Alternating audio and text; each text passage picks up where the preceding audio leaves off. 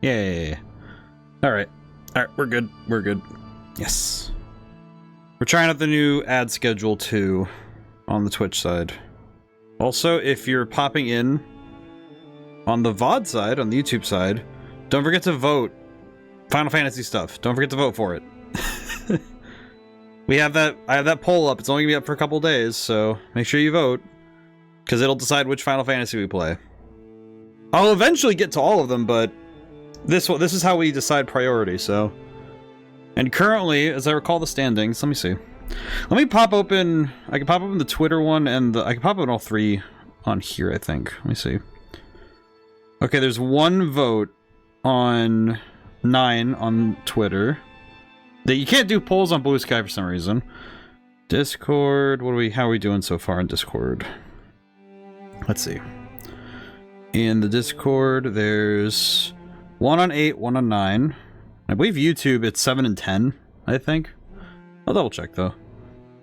Which basically means that right now, 9 is in the lead by a vote.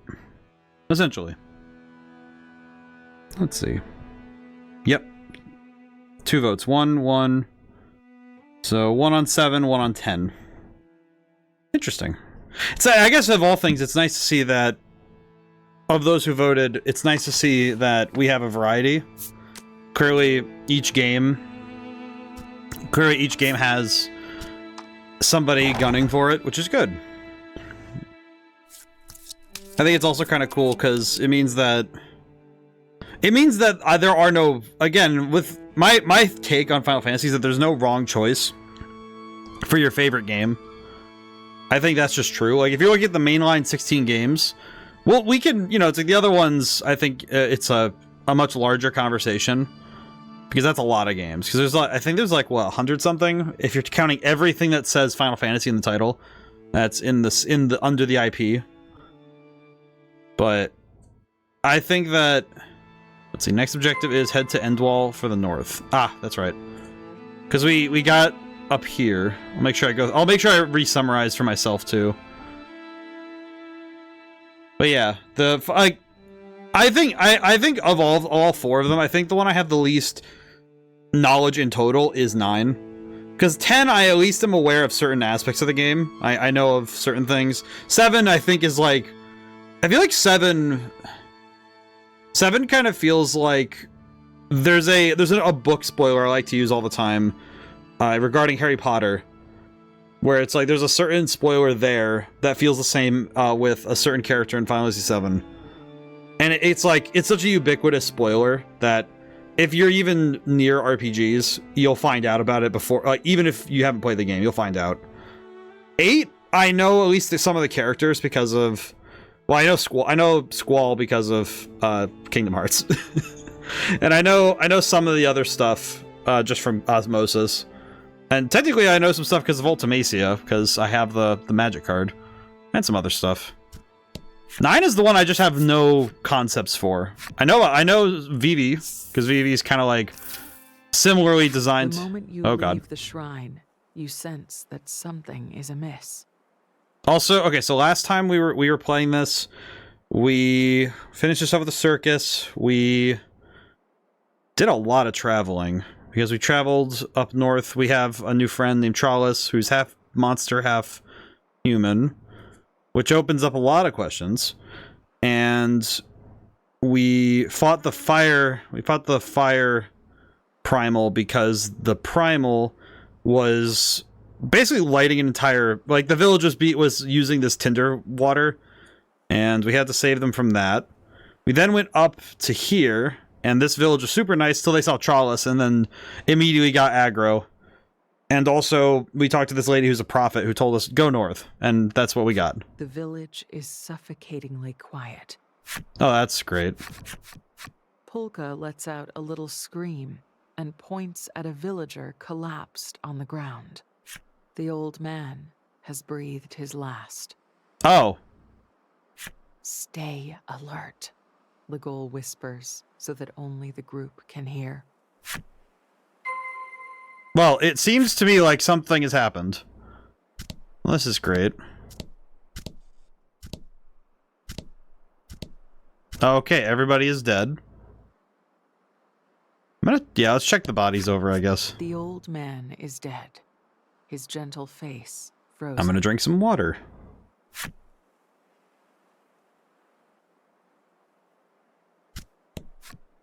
The boy is dead, surrounded by artificial flowers. We were just gone for like 10 minutes. What happened? The woman is dead, but the hand on her full stomach suggests her end was met in satiety. Satiety is a word I've never heard before. Well, this is distressing. A bottle of medicine has tumbled over next to the corpse of the apothecary. Having examined several of the bodies, Pulka reports that the cause of their death appears to have been suicide by poison. What? You remember the desolate expression on the guru's face, and you realize you need to rush back to the Shrine of Light. Okay, but why though? Find out if the guru's alright.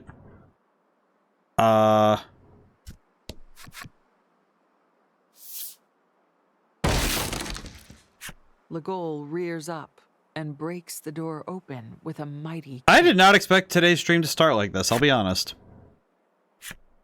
Yeah, I guess we'll enter it, but why? We went and got their rock. The guru is collapsed, bleeding on the ground. Why? You run over to her and try to help her sit up. Her eyes flutter open, and she looks over your group. They have all passed without incident then, she says with a feeble smile. What do we say? What? You take one of her limply hanging hands and ask, why? She said as much. They have a creed here in the village, and that creed is absolute. Be kind to people, and kill monsters. And Death to those who break the creed. this village's hatred for monsters runs deep, having taken root long Wait, so they broke. So because they helped one person, the entire village just collectively decided to die. Those feelings cannot be changed, nor can the creed. What? The guru produces the stone tablet from the ruins. So long as we have this, our souls shall be guided to their rest, she murmurs. Trollis bursts into tears and says that this was all her fault. No, says the guru softly. It was mine. She was prepared for this and invited you in with full understanding of what would happen. Despite all of that, she still wished to get the stone tablet back from the monster. And I am tired now. I can finally see Mother and Father again. They were all tired. The many years of being caught up between their hatred and their creed had made the villagers and the guru alike exhausted with life. With one last word of thanks, the guru gently breathes her last breath. So she decided. Thus did the monster-loathing village pass to dust, a visceral demonstration of what happens when you mix faith with hate. I see.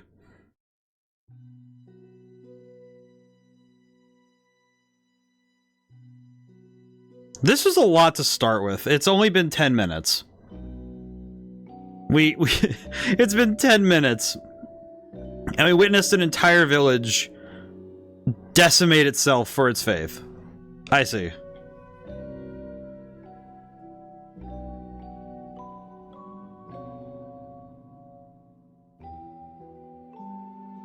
Well.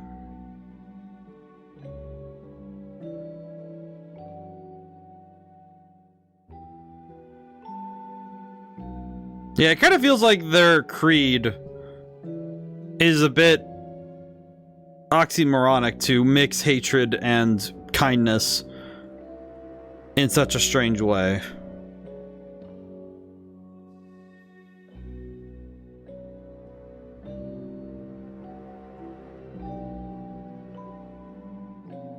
The end wall. Okay. I was not expecting this level of... I was not expecting it to get to this level. You and your companions dig long, deep holes, graves. You feel it's only right to give the dead a proper burial. That's one grave complete. You let out a long sigh. You wonder how the others are faring. Well, this is a sad way to start today, huh? You find Trollis and Legol filling one of the graves. Trollis is in shock. Had she not come to the village, everyone might still be alive. They made their choice. We bear no responsibility for their fate, Legol says, trying to comfort her. Silence hangs in the air. They break ground on a fresh grave. How many people... You leave them be. How many people do we have to bury? Hey, Polka. Polka gazes at the Shrine of Light, where the guru lived with her family. You ask Polka if perhaps it was better this way. He shakes his head and says, there are many things in this world he does not understand. As you leave, you hear him speaking softly to himself. Just hope she's been reunited with her parents. Aw. Yeah, this is a desolate start. Though closure yet escapes you, the graves have been dug. The party agrees it is time to sleep. Or at least to try. This is certainly a desolate start. Next day, are we going to be surrounded by the ghosts of our decisions?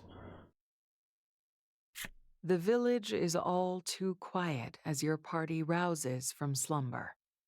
Everyone sets about preparing to pass through the cave leading to the end wall. I feel like, genuinely, it does feel a little bit like if I fell asleep in a town, like this is a full town-sized village, right? I feel like if I was in a village of this size with houses and, you know, the remnants of civilization, I don't think I could sleep in a complete empty one. I feel like that's a bit too much. That feels like a lot. Hey, you there? Hey, oh, wandering merchant. Glancing over in the direction of the shout, you see the roving merchant waving his whole arm at you. Trollis was able to make a full recovery thanks to the info he passed on. You acknowledge him with a slight nod, deciding to stop by the market later so you can properly express your gratitude.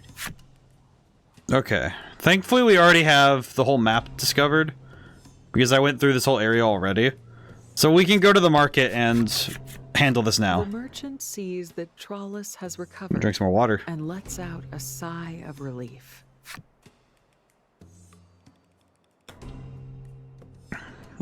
I'm so glad she's recovered. It's a miracle. He asks after the apothecary with curative-making prowess. It seems he wishes to replenish his stock. Alas, the apothecary is... You tell him of the tragedy that transpired in the Village of Light. The man falls silent for a time. I should like to set off some fireworks then, in honor of the dead. Interesting decision.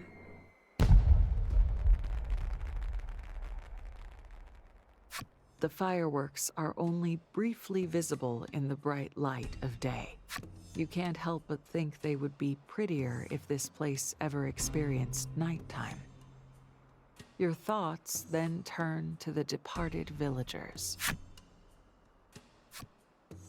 Alright, well, let's go to the market. We can shop around a little bit.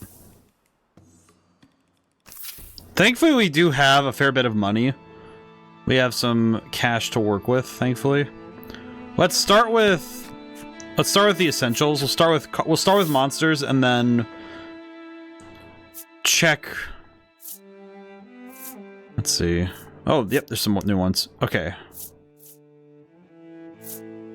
Let's see. Deadly poison is really good.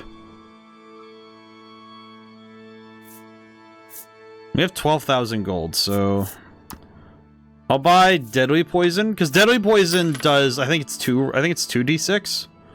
I think it's two dice. Fire damage would be nice. I'll take it. Yeah, value of roll to attack and then deal fire damage is pretty good because it adds to attack for a couple turns. And drain life for 3 is not very good. It's only kind of okay. It does deal damage and, you know what, it does deal damage and recover HP, so it's worth it, but it might be harder to use in battle. But that's okay. We'll get it for now. It's good. Okay. Weapon shop. Items are kind of secondary, in my opinion. I think we're not too worried about our items because we have a large stockpile. Yeah, we have a lot of things we just aren't using at all, huh? Yeah, we might want to just sell some stuff. Because it does seem to me like we have a lot of items we just don't need. Like these smoke bombs. We are never going to use smoke bombs. We just fight. It will never be more worth it to run in this game. Seriously seems to me like it just won't matter. And we'll get rid of these. It's not a ton of money, but might as well. If we have a lot of extra items, we can... Or a lot of extra money, rather. We can buy some extra healing items, and if we can buy panaceas, we'll just buy more of those. And we can sell the other cure-alls. Actually, we have a lot of these, so we don't need to worry so much. We'll keep the invigorants for now, but they're also, again, not super worth it. I definitely am getting this vibe that my money is of no object, so we can do what we please. Let's see, Mercenary's Blade is a general upgrade the whole way through, so we're gonna buy and equip. Yeah, that's just huge. Yeah, we can get some final weapon upgrades and just cook. We'll buy this. If we buy all new weapons, we might just be able to knock out opponents easy. So let's see. Thunderstaff. And Fatale's Whip. Let's get this. We can get all 3. We'll get all 4, but I don't know why. I just want to make sure Trollis. I want to make sure Trollis is equipped. She deserves it. And Thunderstaff. We don't really attack with him much, but the defense and speed buffs are nice. So it guarantees we'll be attacking first more often. Okay. In defense, I am not all that worried about defense, to be honest. Yeah, I'm not concerned with it, to be honest. Oh, but this would be huge, huh? I think the big thing is I just want Ale to be really strong. I don't really... Like, everybody else being okay is fine, but Ale being very strong is a lot more efficient. Because she seems to be the one that does the most damage overall. So it would be worth it to have her doing more and being able to do high, like, just big damage. So we can pool some money together to get that. Does seem like unless we sell, well, we don't. Well, we already are equipped. So I'll double check. I'll make clear. I'll make clear really quick, actually. Before I sell more rings. I'll make sure. But let me get that armor for Ale while I'm thinking about it. Yeah, because that Martialist garb is amazing. Yeah, that's just crazy. Because that's multiple stat bonuses wrapped in one. Yeah, there we go. I think Ale being the biggest damage dealer of the group is good. Let's see. Okay. Okay, I guess we didn't have enough money to do more, but that's okay. Honestly, I think with our... Yeah, with our setups, I think we're just fine. I'm not that worried. Just double check skills. Do we have any we want to swap in and out while I'm thinking about it? 2 times damage. 10 damage. I could give this... You know what? Actually, I could give this to... Instead of the Fear Rock, I'll give this to Trala so she has more attack variety. Light Storm. Might want to equip that. I think Polka having both of these wouldn't be too bad. Yeah, that looks pretty good. And we could move the attack... We could move the attack booster to Polka, because he's probably more likely to use it. Swap out. This isn't too bad, though. We could just also stick with this and see what happens. Okay. I think we're good. You know what? Honestly, I think we're fine. Given our healing abilities, I think the only thing... You know what? I think the only thing I'd want is to buy more Omni Salves, because we'll just buy things that heal everybody by 10. Because I'd rather just buy a bunch of these. 1, 2, 3, 4, 5, 6, 7. Fewer. There we go. Because we kind of just want something that can cover ailments of all types, and we have panaceas and other curatives, so we're good.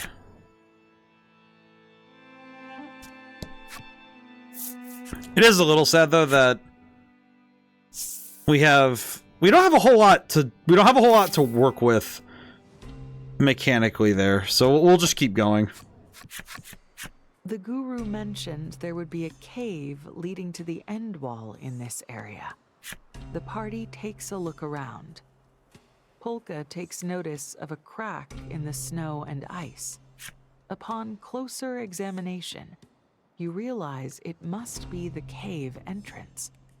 It's been almost entirely snowed in. If you can just clear the snow away, you should be able to pass inside. What's the plan? It's Flame Primal. The Flame Primal appears before you and melts the snow blocking the entrance in an instant. Kind of feels like that's the easy option.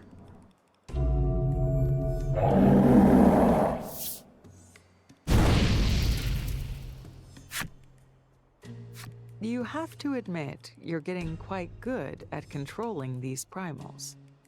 In fact, you might be able to control the Flame Primal well enough to keep everyone warm in the harsh climbs ahead. Climbs. That's a fun word. It is funny how much this game feels a little bit like... It feels like reading a book that challenges you with some new words. It's nice when you learn some new ones, but not always a wholly necessary thing. Whoa. In the distance, you see a massive cliff looming over the vast expanse of thick snow before you. Huh. That must be the end wall, the ghoul says gravely. Warmed by the Flame Primal, the party sets off in the direction of the massive sheet of ice. Huh. Okay. Alright, so we're gonna make our way to the end wall, but we are going to try and search as much of this area as we can. The sand skiff slows to a crawl. Oh no. Event. A bizarre rock appeared. It seems primed to explode. Hey, a 5. Oh, Fear Rock. Okay, well that's okay.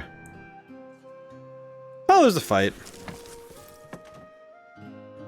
It's a shame that we might have to leave behind the sand skiff. I hope we don't have to, but we probably will. Alrighty. Let's see how much damage we can do now with all of our upgrades and stuff. Oh. Weak and critical, and I did twice his health. I see. Understood. I see. Very impressive. I'm very pleased. Very pleased with this outcome. Oh. Actually, nope. It's stopped entirely. You peer down at the wheels to find them completely packed with snow. You won't get across the snow in the sand skiff like this. What will we do? Make it snow-worthy. Before you can even get the words out, Polka is muttering to himself and drawing up blueprints. His Sand Skiff Mark II plans, he announces, will require planks, or something plank-like. 2 long, thin planks of metal, to be precise, he says, giving you an idea.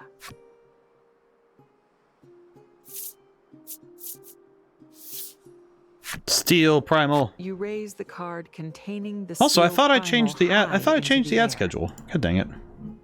Did it not save? Thought it saved. Hang on a step. I thought I changed that. Why is it not? Why do you do this?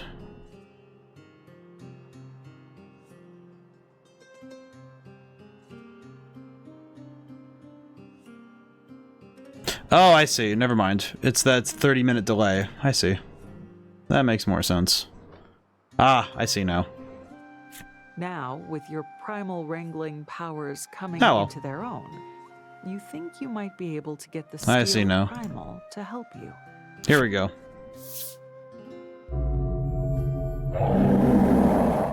You summon it and manage to make it craft 2 long, skinny metal plates. Though it's not yet effortless, your control over the primals feels more responsive than ever. You hand the plates to a gleeful Polka, who immediately attaches them to the sand skiff. Huh. Several hours later. How'd we do? We made it? Thanks to Polka's efforts, the sand skiff can now travel across snow. Mark III sand skiff with the skis. Okay, that's just kind of... That's a little silly, but I like it.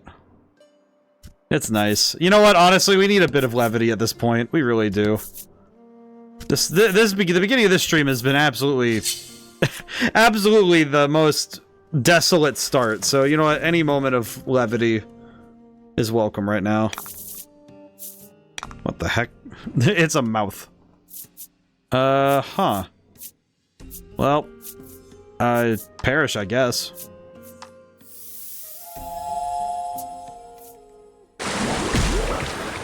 Resisted. Okay. So if I had used the other attack, it would have been a wipeout. Interesting. Probably go oh, these guys are fast. Restores HP. Okay, well that's not a worry. This one... Oh, they're just healing each other. Okay.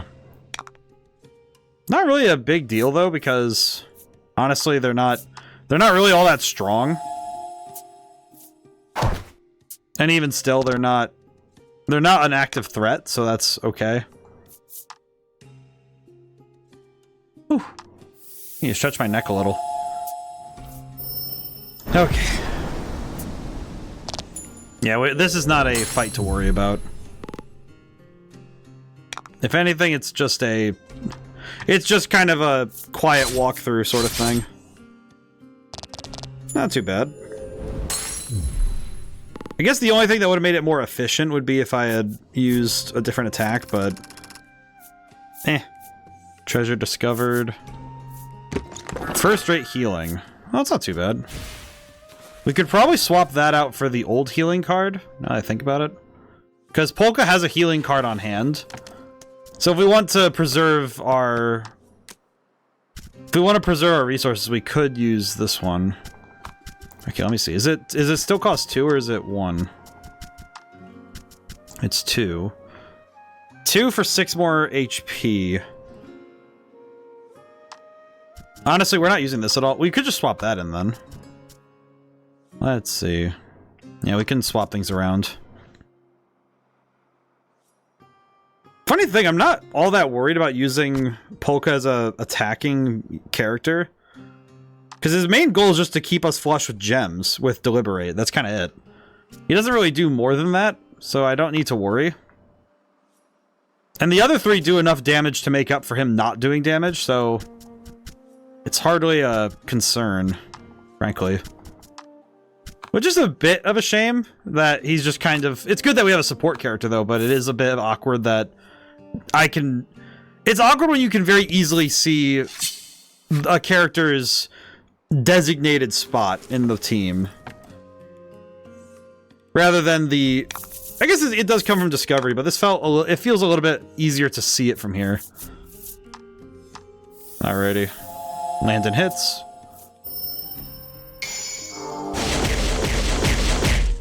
He resisted it, but it was a critical. Beautiful. That's not too bad. We'll still deliberate, even though... We don't need to worry. I'm not really worried about... Not worried about that. Recovery's good, but I'm not too worried about it. I think even with these guys and how strong they are, it's funny how much I'm just thinking, like, yeah, this is not a scary place, strength-wise. I guess it helps that a lot of battles in this game in particular have been mostly... They've been mostly quiet tests of focus rather than it being really something to be concerned with. Oh man, that is a man. That new ad schedule is gonna make my brain hurt. Hey. Alrighty. Well, hopefully it works out. We'll see. Alrighty. That's a guy. How come... You know, I'm gonna talk to him. What's up? Who is this guy? You come across a warrior clad head to toe in black armor, singularly focused on his swordcraft. He seems quite skilled. You spot a sign near him which reads, "Challengers welcome. Must be strong." The warrior turns to face you. "You, young lady, are not yet ready," he says with a chuckle. You're not sure why he's laughing. You pay him no mind and continue on your way. Interesting.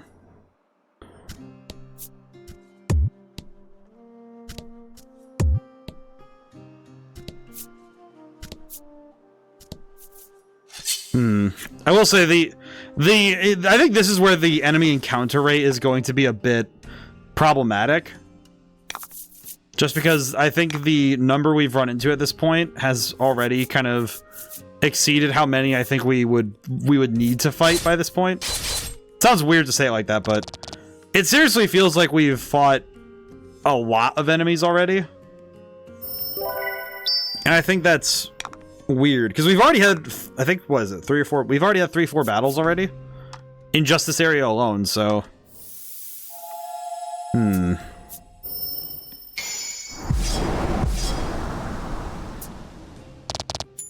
Certainly feels like we've... Sometimes you... Oh, I skipped her talking. I think at this point though, our fighting prowess has been a bit too... I think it's been too trained, too highly raised, because we've been kind of... Nothing less. We've been kind of cooking. We're not really getting a whole lot from these battles, so it's weird. Alrighty.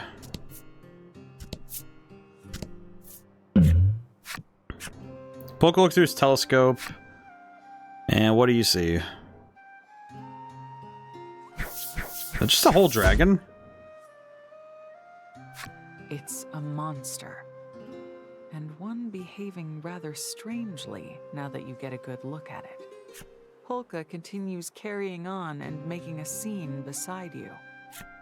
What will we do? Sneak up on it?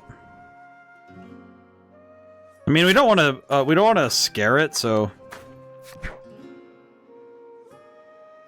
Alas, the monster has already noticed you, and takes off at a speed you cannot hope to match. Unique monster. Interesting. Interesting that we get it's a unique monster, not just a monster, but has a sort of title. Ice Veil. Oh, there's a town here. Whoa. Whew. Oh, I feel... Oh, she got cut off by that. That's weird. Alrighty, up we go.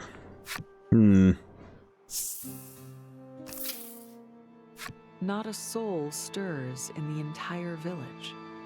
Perhaps it is long since abandoned. Just like, is there a ghost? Are there ghosts here? Though it does not appear the owner is home, there are signs of life all throughout the cabin. You'd better not enter uninvited. Oh, that might be the guy who's out there. No one appears to be staffing the inn. You promise to the absent innkeeper you'll pay later and scurry inside out of the cold. Well, nice. Alright, so we get free rest, gravestones. This portion of the village appears to be a graveyard. So just a town. Just a town with a single road and nothing else.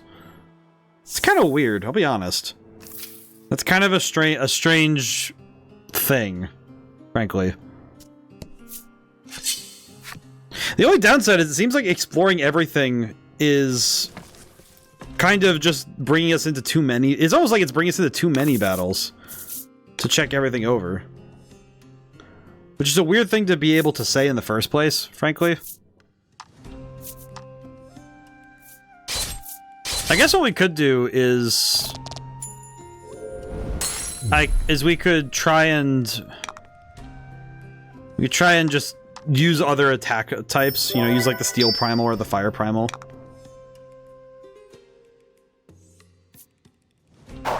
Yeah, I feel like their damage is a bit too pitiful. That's kind of sad. Yeah, never mind.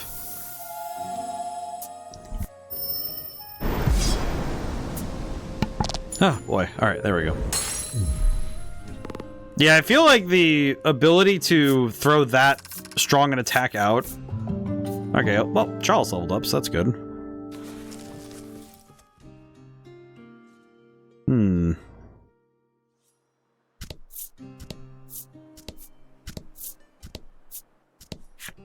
Free stuff, at least. 2,000... Wait, 2,000 gold at this point doesn't... Weird.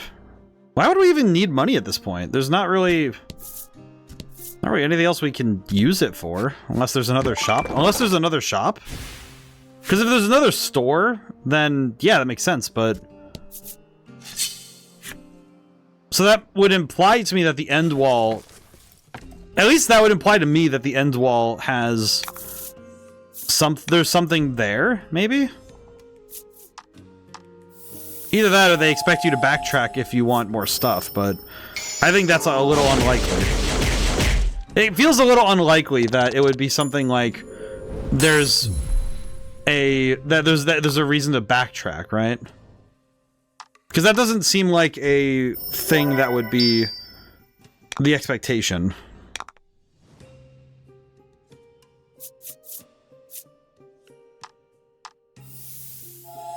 Then again, I don't know. Only all but one. Alright. Well, we'll just hit him.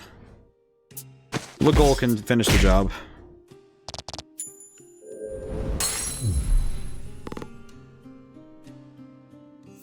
Actually, another I guess funny thing, the one resource we aren't really flush with is money, though. Because the other two games, I usually ended the game with our kind of our maxed out loadouts, you know, in that way. You know, having weapons and armor of the highest levels. But this game, you don't actually get all of it. You get some of it, but you're not able to max out like the other games. That's curious. Ow. The bizarre rock transformed into an aqua rock. The only way out of this fight is through it. Interesting, an aqua rock. I don't think this is an enemy type I've even seen before. I don't think. Seems to be just a rock, but hit him, I guess. It's funny that this light centaur has basically been a stalwart companion the entire game. We've had it since the mines with the steel primal, and we've used it since. It is nice that cards don't seem to fall off if they have certain abilities. Like, just attack plus something is probably the best card type in total, because your attack stat will always rise. So having something that scales with you is the best scenario. It's actually something I've noticed in... Because I've been playing Balatro on my phone, and the thing I've noticed most is that if you have a way to have if your stats can grow in a scalar form alongside the game, which is natural for the game, you know, usually it's just natural for the game that as you play, your abilities will scale, but I do think that that in this game, attacks that do attack plus something, best case scenario, best abilities. Sneaking up on it didn't work. Attacking it. It's also pretty far away, though. You decide to leave it be and continue on your way. Yeah, because I think it's funny. I feel like ignoring it might be the option, because it's like, well, I don't need to chase it. Flowers. You spot a number of small but mighty flowers poking up through the snow. The mere sight of them fills you all with hope. Interesting that there's flowers up here, but it's possible. Whew. I can feel the chill from here. The cards are cold too. End wall. At last, you've reached the end wall. It is a cliff taller than any you've seen, and its breadth extends as far as the eye can see. It practically defies you to conquer it. You try to climb it, but its face is sheer ice, and your hands find no purchase. But you will not be defeated. You redouble your efforts and scramble partway up, only to see a giant snowball hurtling your way.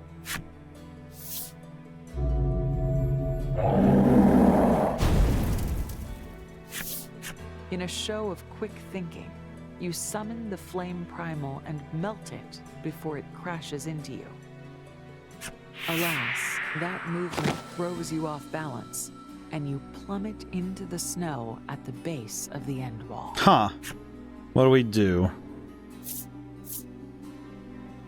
Legol's plea for you to stop goes unheeded, and you hurl yourself bodily at the icy Just try again. This time, an even larger snowball drops down from the heavens. Sensing your life is in danger, you abandon your climb. You announce that you won't be trying again, and Legol applauds the sagacity of your decision. Yeah, I think the ice primal must be up there. Reminds you that no one even knows if the Newterra the guru spoke of is real. Polka doesn't look quite so ready to give in. Newterra's existence is irrelevant, he says, noting that the guru said it was simply where you'd find what you seek. Trollis reckons she can climb it and leaps at the end wall. The party is divided. Legol opposes any attempt to advance, but Polka and Trollis insist on scaling the wall. Thanks to the flame primal's warmth, the debate carries on for some time. Suddenly, your vision blurs. You've drawn upon the flame primal's power for too long, and your body has reached its limit. The flame you called forth blinks out of existence, and a piercing chill sets in once more. Between your exhaustion and the cold, you feel yourself growing faint. Well, that's less than ideal.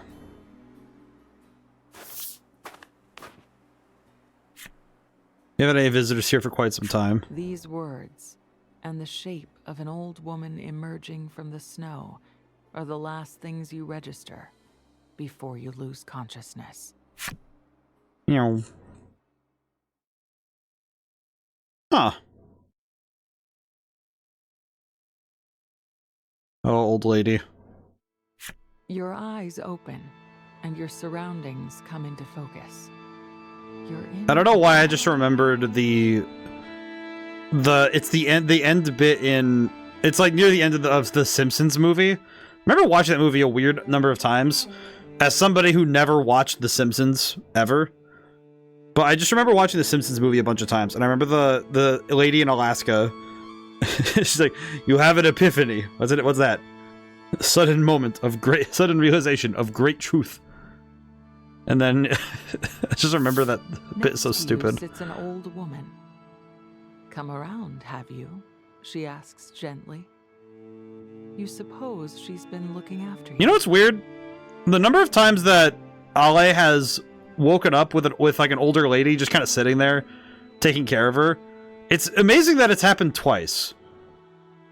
Perhaps drawn by the noise you're making, Legol and the others burst into the room. They all fawn over you in turn. Care for something to eat? The old woman asks, her voice as soothing as any curative. How will we respond? Let's see. Thank you. You accept her kind offer immediately, offering your thanks loudly and profusely. A model youth, if ever there was one, the woman says, nodding enthusiastically as she sets to cooking. Well, that's lovely. The food is simple and warm. It heals your body and mind with every bite. Oh, warm bread. Just thinking like warm bread and like, just thinking of it's like it's a form marinated meat, but like venison speedies. Polka broaches a bit of conversation while you eat. I didn't happen to see anyone else in the village. The old woman says she'll take you to meet the others, and shuffles out of the cabin. Huh.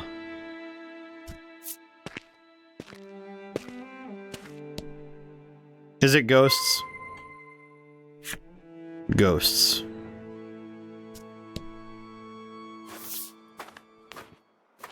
The old woman leads you to the graveyard. They're all gone now, she says softly. Her face creases with profound sadness. Oh. Eager to leave a land in which nothing can grow, each one tried to scale the end wall and reach Newterra, but not a single one returned. Eventually, the old woman was the only one left. Her own son was also among those who set out to scale the end wall. Still, the old woman ventures to the end wall once a day, clinging to the last shred of hope she has that he will return. She tells you how grateful she's been for your company after so much time alone, and suggests you spend the night in Icevale. Well, that's nice. Let's see, the next day. Why is she screaming?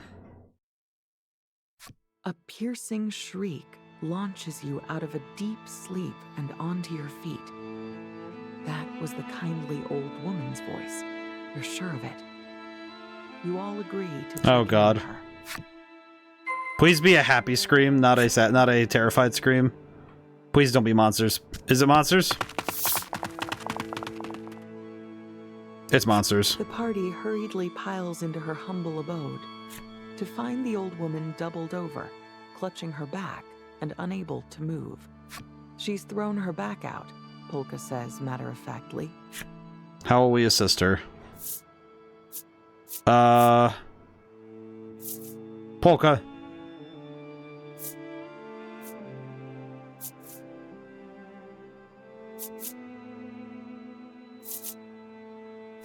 There's a first time for everything, I suppose, he says.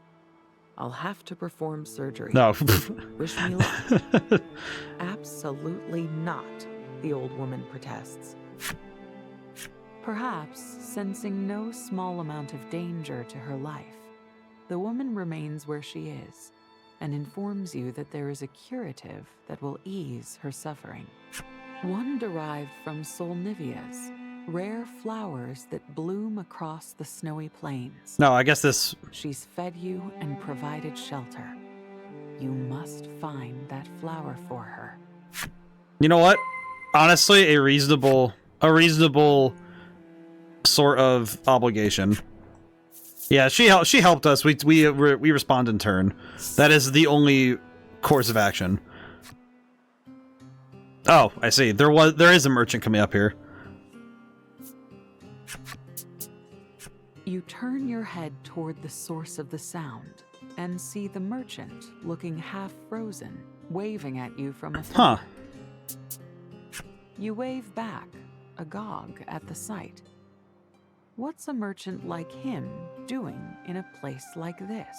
Actually, it is kind of weird that he's just out here. Why does he keep showing up? I mean, granted, we do need it because we can buy some stuff now, but we have money, but still, why did he... The merchant is shivering something fierce. Thought I'd find something rare and unusual if I followed you all, but this is ridiculous. It's not a customer in sight. Please, you lot are my only hope, he pleads, and lays out his wares. Well, at the minimum, we can use this time to acquire some stuff we missed on earlier. So let's see.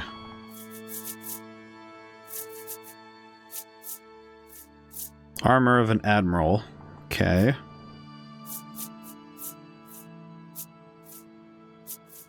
The knight's chainmail is kind of the best option. I think I'd like it on the goal. All things considered. Oh, we're 70 short, really? Okay. I need to sell some stuff then. I think we can sell... We have items to sell first. We have all the Omni salves, so we don't need to worry about those. Let's see. Probably could sell one of the Inspire elixirs because we're not using them, and if we're going to use one, we'll probably just use the Supreme Inspire elixir. Sell the Chunky Nugget. Alright, 2,000. Well, if we can hit 6,000, that'd be the best case scenario. Well, can't, so we'll use 5,000 and buy some new equipment, I guess. Buy.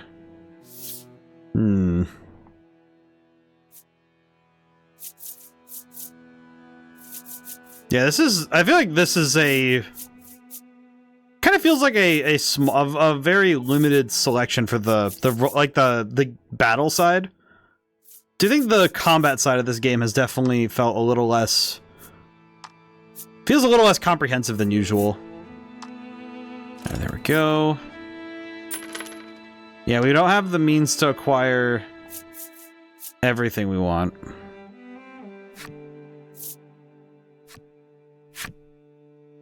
That's okay. That's okay. Alrighty, out we go. We bought armor, so that's good.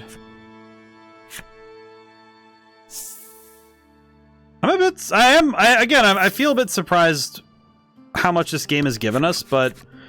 You spot a small flower poking its head above the snow. Surely that must be a Solnivia. There are several jutting up from the snow, but you pluck just one and resolve to return to the old woman. I would pluck two just in case, but... Fair enough to take only one. You don't want them to die. Okay, now we take this back to the old lady. Yeah, that guy... Okay, that guy being there is a little strange now. Because him saying you're not ready yet, that's interesting, because we would... I don't think we'd have any means to do more. Hey, Shadow Wolf, how's it going today? Polka grinds it according to the old woman's instructions and spreads the resulting salve on her back. Good job, Polka. Ah, that feels better already, she coos. Indeed, she seems to be instantly healed. Okay, can I just say, if there was any sort of salve that could instantly heal me throwing my back out, I would absolutely need it. Thank you ever so much. Oh. Must be chilled to the bone, she chirps as she begins preparing you a meal. Let's see. Hi, doing good. Picked up Elden Ring, Night Rain. Been having fun playing solo. Oh, very good, very good. I am very much... when it comes to any FromSoft game, except with the exception of Armored Core, I play them with friends.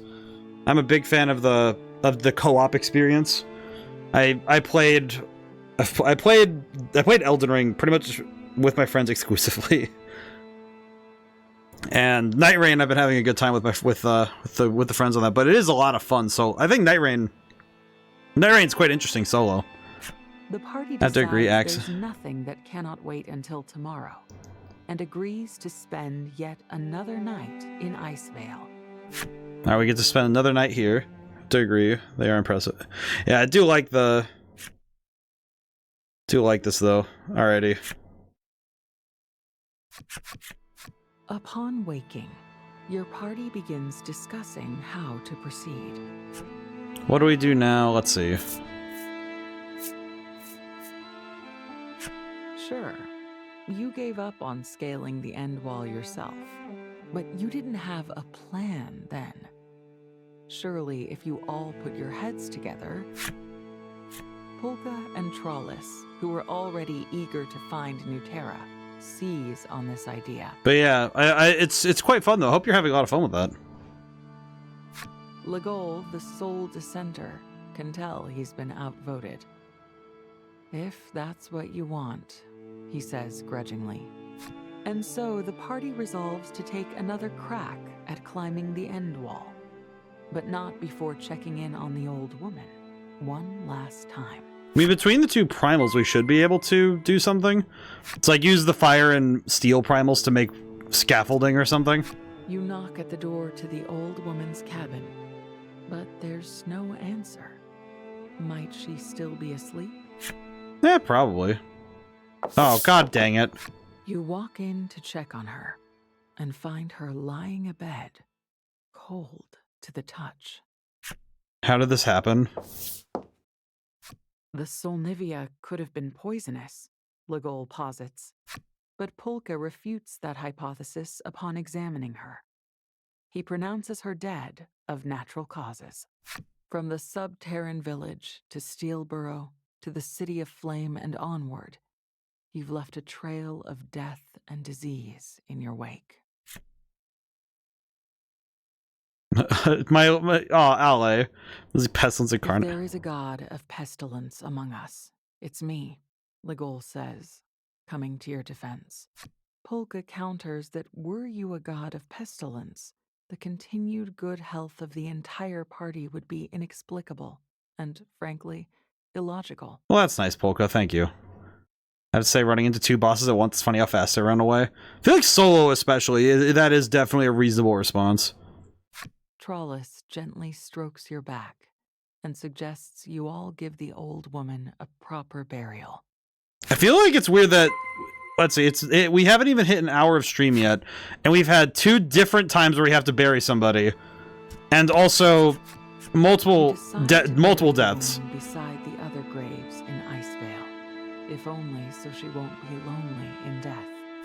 You wish to mark her grave like the others, but you see no wood from which you might fashion something to do so. Didn't we see a few tree ants on the way here? Polka proffers. Tree ant timber would do the job quite well, he explains. Tree ant? So it's decided. You'll fell a tree ant Hi, and Interactum. use its wood to mark the woman's grave. We have to go defeat... So we have... That, okay, interesting. Also, how's it going today? I hope things are well. I don't really get... It's funny, I've never seen an instance where we have to go fight a specific enemy. Okay.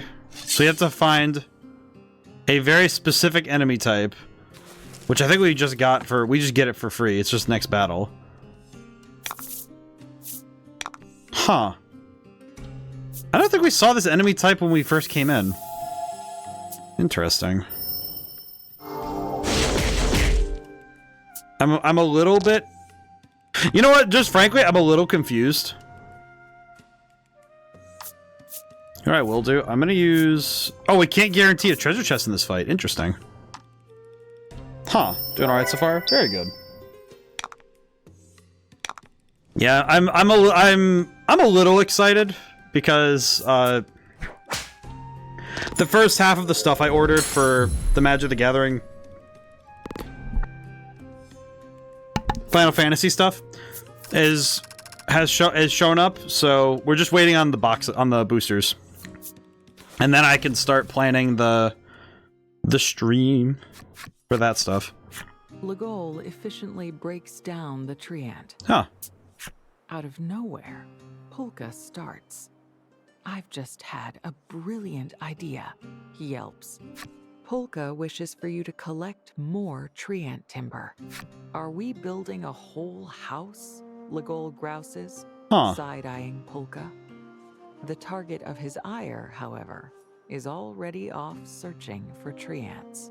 Tomorrow's gonna be fun with the circus. Ah, yeah, you're right. You were talking about that yesterday. I think it'll be a fun time. I think people will be quite excited. So I think it'll be a fun time. Can I just do this and get more treants, or no? Ah, yep. Okay, so we just have to jump around the map a little bit and find five more battles. Okay. Interesting. I am a bit surprised that we're being given directly a combat mission, as it were. And also 5 of them is also a weird number, frankly. Not bad, but just a bit strange.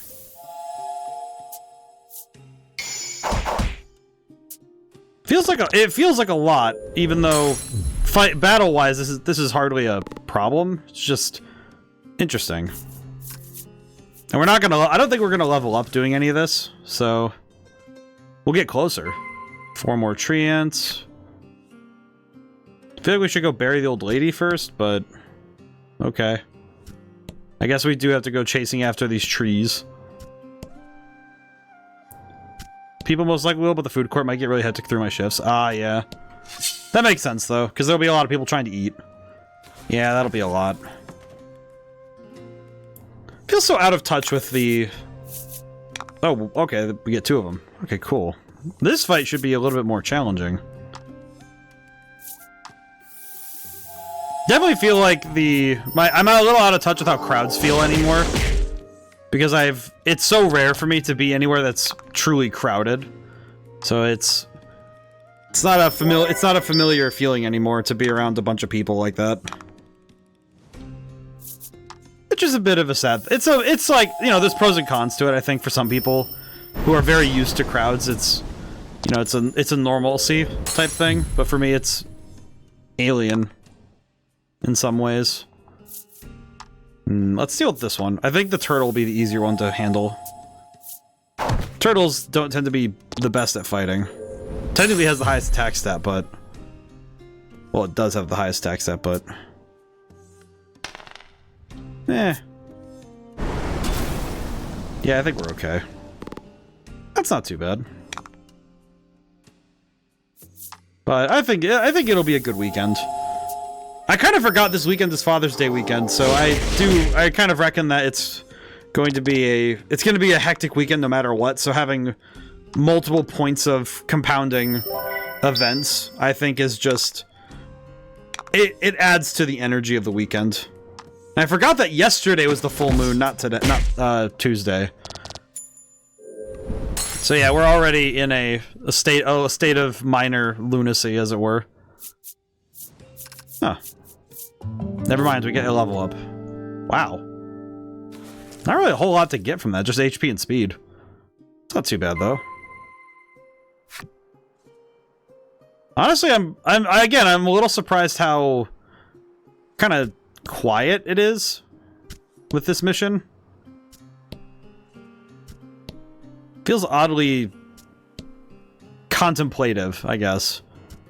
That's what it's felt like this entire stream so far. I can feel that. It's like this whole thing has felt very quiet. Like the area, like the game itself has entered this quiet zone. Like docile. I'm curious where this is. I'm curious where this is going to take us. Because that is the one piece of all of this I haven't really come to understand yet is where is this all going to end? You know, where's the end of the road and what lies there? Because I haven't really figured out what the game's what the end state is really going to aim for. Because I'm wondering what Newterra is really going to be like, if anything. And more so, I kind of wonder what is the arc these characters are going to go through to reach it.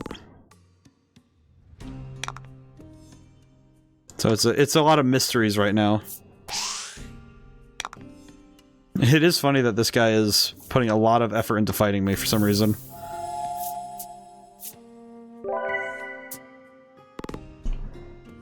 I'm a little surprised this guy's been able to avoid me so much, but it works out.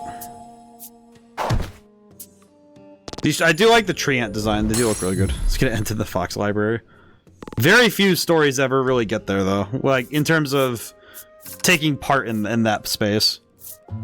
They will end up there at some point, you know, story-wise, like as books or, you know, recordings, but don't really do the whole... This ought to be enough wood for our purposes, Polka announces with a satisfied nod. Trollis suggests you stop by the old woman's grave and place a flower on it. Oh, that's sweet. So, go get another flower. Yeah, we collect, like, the foxes collect stories, but they don't... This one cutest, she beams, and picks a single flower from the ground. Flower in hand, you make your way back to Eidola. I appreciate Trollis a lot. But the main thing is that the foxes are explicitly not supposed to be noticed. That's the goal, really, is that they're not supposed to be spotted while getting the stories, you know? And if they are spotted, they're not supposed to be recognized as from the library. You fashion the wood into a fine marker for her final resting place, and place the flower atop it. You clasp your hands to pray, but no, something's missing. Polka. Where did Polka go? When did he leave? You're certain he was with you right up until you returned to the village. You have to find him. Well, at least we prayed. At least we did our prayers already. But where's Polka? He probably went to the end wall, didn't he?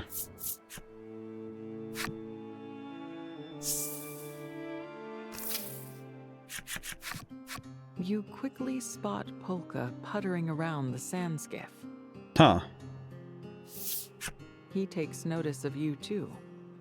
We're all set, he chirps. You gather he's been preparing the sand skiff for your eventual departure. It's actually something I do have a fair bit of lore written. You know, like, I think every person who does VTubing or PNG tubing has lore. It's nice too, because I'm an author, so it's, you know, some of it's been sitting in the back notes of some of my writing for a while, but it's kind of like, I remember at one point I mentioned that I kind of have like all three of my kind of like my worlds, you know, my writing worlds are all like in the same quote-unquote space, just different times and universes. And I like the idea that the library, where all universes kind of connect, there's a bunch of things there, you know, there's like the various like, you know, weird space-time things. I like to think that the metaphysics of where all universes connect, it's sort of this weird, sort of looks like the Kingdom Hearts, like the space thing, which I kind of like that. But that's where the library is. It just sits in that spot. Kind of like a, well, I'd say multiversal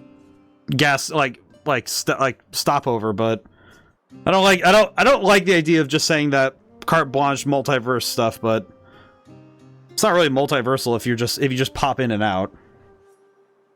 You take your leave of Icevale and prepare to face the end wall. It's weird because it's like I'm thinking of that paradox of, you know, like, oh, what about the one universe where multiverse theory doesn't exist? And it's like it's this argument that's illustrated by the Megamind bit in the Copper Sphere, and it's like multiverse theory doesn't cover paradoxical situations except in the universe where it does, and it's so weird to me because I think that's the sort of thing with writing where in my head I've written that my OC is a dimension hopper and exists to experience every dimension or timeline. That's pretty cool. And it's fun because it's like I know that my favorite thing with the idea of the library is that I've come up with is that it's supposed to be just where stories are cataloged. And in a way, I think the Foxes are just the current tenants. Sort of like, you know, it's sort of like if every book in the history of all universes were put in one spot, you wouldn't have just a set of people who are there forever. It'd be, yeah, you'd have different waves of tenants. And over time, I won't be me and my Foxes won't be the ones running it anymore. But while we're here, you know,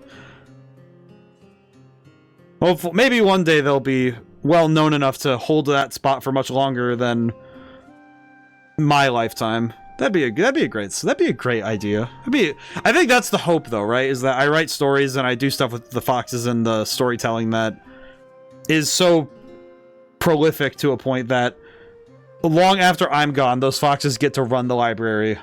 And that would be nice. Granted, you know, knock on wood, I still have, you know, like, I plan to get to 101 and then go further because I want to see what happens. It'll be funny. I plan to be one of those dudes who hits like 110 or something and then just, you know, just like goes to sleep and that's it. 110 would be fantastic. That's a long lifetime. That'd be fun. I think I can do it. I'm at least shooting for 100. Because then I can out-age Lego, you know?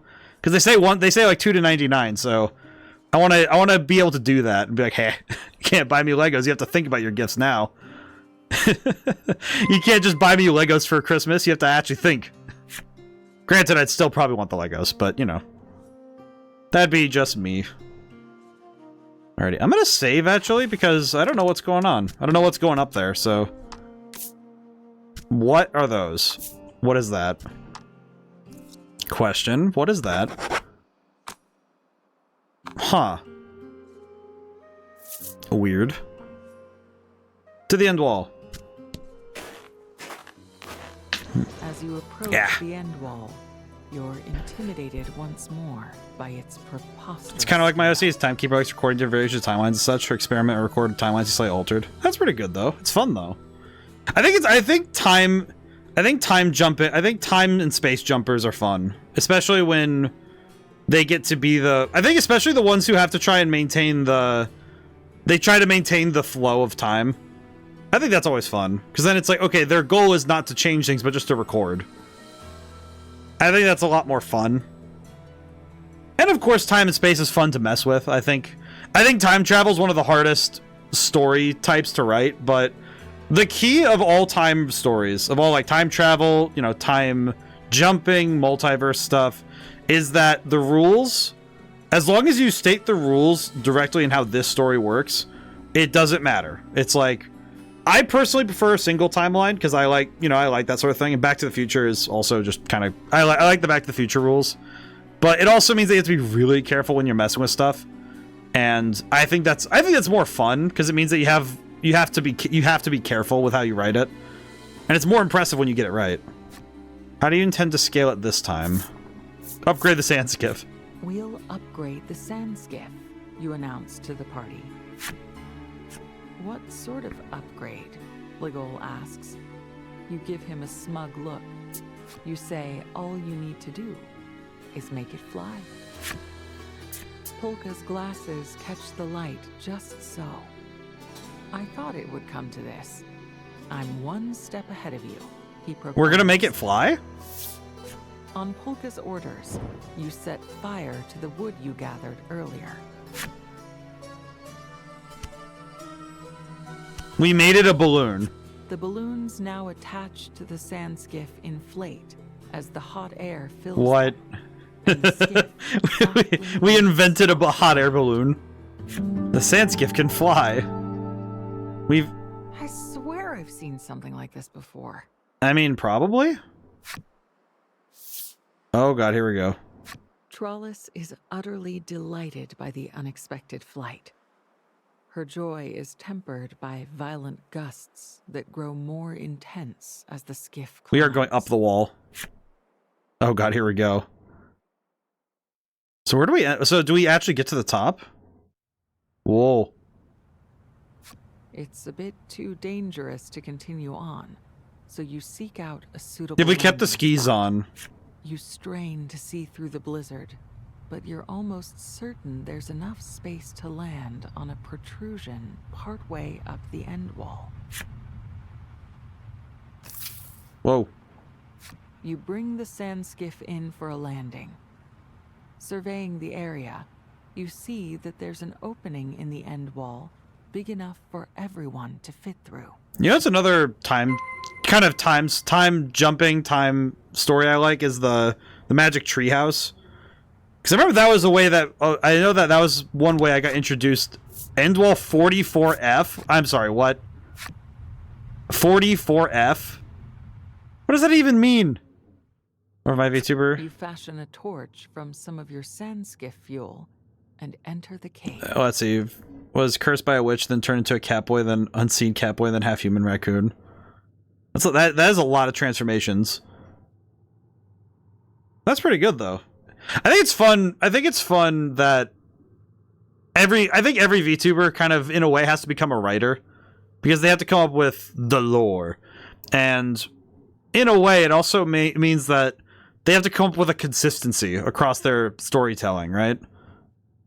And it is interesting though. I think it's interesting when you look at the lore. It's like, okay, when you take the Venn diagram of lore and the person, and that's the middle's where the VTuber is, right? Then you have the character and you have the person, and then you have the middle, which is the streaming. And it's interesting how many people are like there's two camps to me. There are the groups that are like, there are two circles, there's no Venn diagram. Then there's the ones that are basically circles or almost like pretty much circles. Those are like also just regular like streamers, just regular, you know, people who load up the Twitch and stream things. Then there's the ones in the middle who try to ride the line.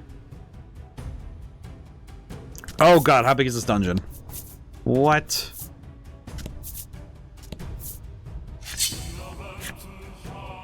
Why is this so epic now? What is happening?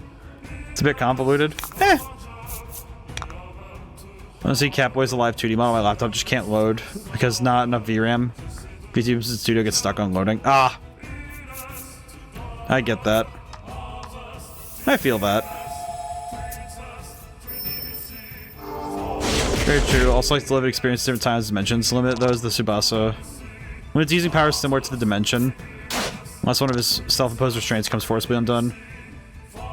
More limits, but a lot of lore. It's one of those things where it's plot relevant. Plot relevant restraints. Those are good though.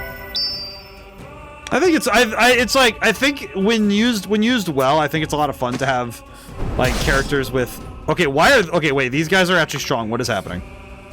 Why? Question.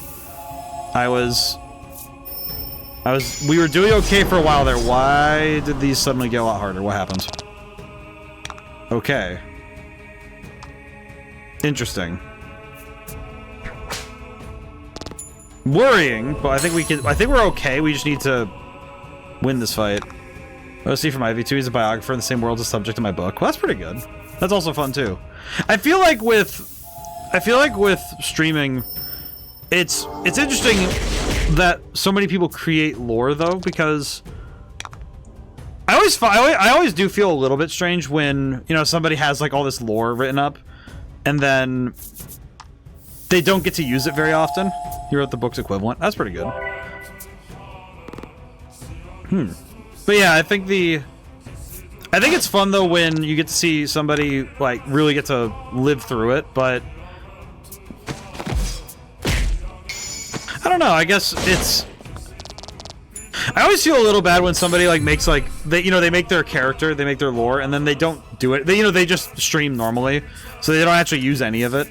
Like mine only comes up rarely because I'm focused on game design stuff. Because frankly, it's like, as I've noted in my own stuff, that I'm more or less just the guy who sits and takes care of the place, rather than, you know, the one who, like, I'm not exactly he who masters it. I'm just the guy who just keeps an eye on it.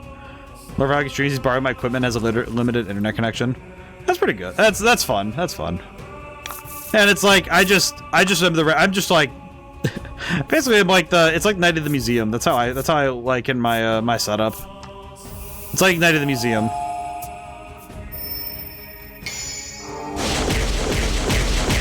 Okay, that was a good hit. Okay, yeah, that's a lot of damage. I will say, these guys doing... Yeah, these guys doing this much damage is a bit worrying, but... we can handle it. I did word my lore better and found it thanks to Nightbot. Thanks to Nightbot? Ah. Well, either way, I see what you mean. I see what you mean. So you did the... I understood you the first time, but I do see. Intriguing, though. Again, I feel like it's nice when... I think it's nice that how many become storytellers as part of it. Theme Easy stored the lore in Nightbot's commands. Ah, I see, I see. I do not know the Nightbot. What is this thing gonna do? Ah.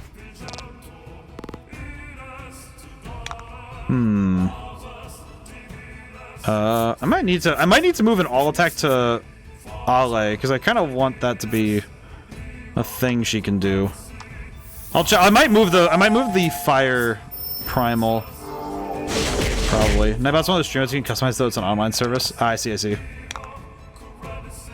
Alright, I'll also heal Trollas while I can. I feel bad that I have to keep stopping to heal, but it's okay. Well, that's problematic. But I always like that. I like it when lore and purpose come together.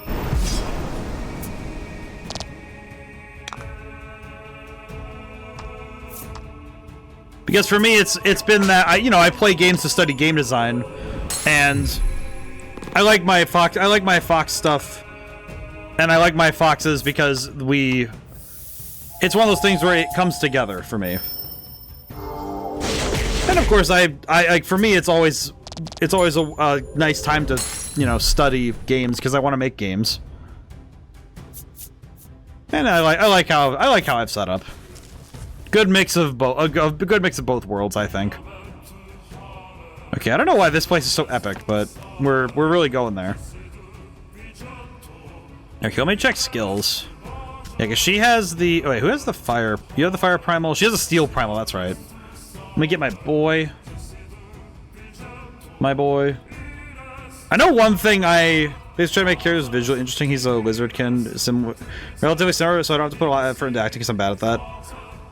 Well, and it's like, I feel like it's best when you get to be genuine. It can be tough when you have to throw yourself into a crazy role. Sure, mainly because I've heard you so much and I've not shared with anyone yet, honestly. Well, that's fun, though.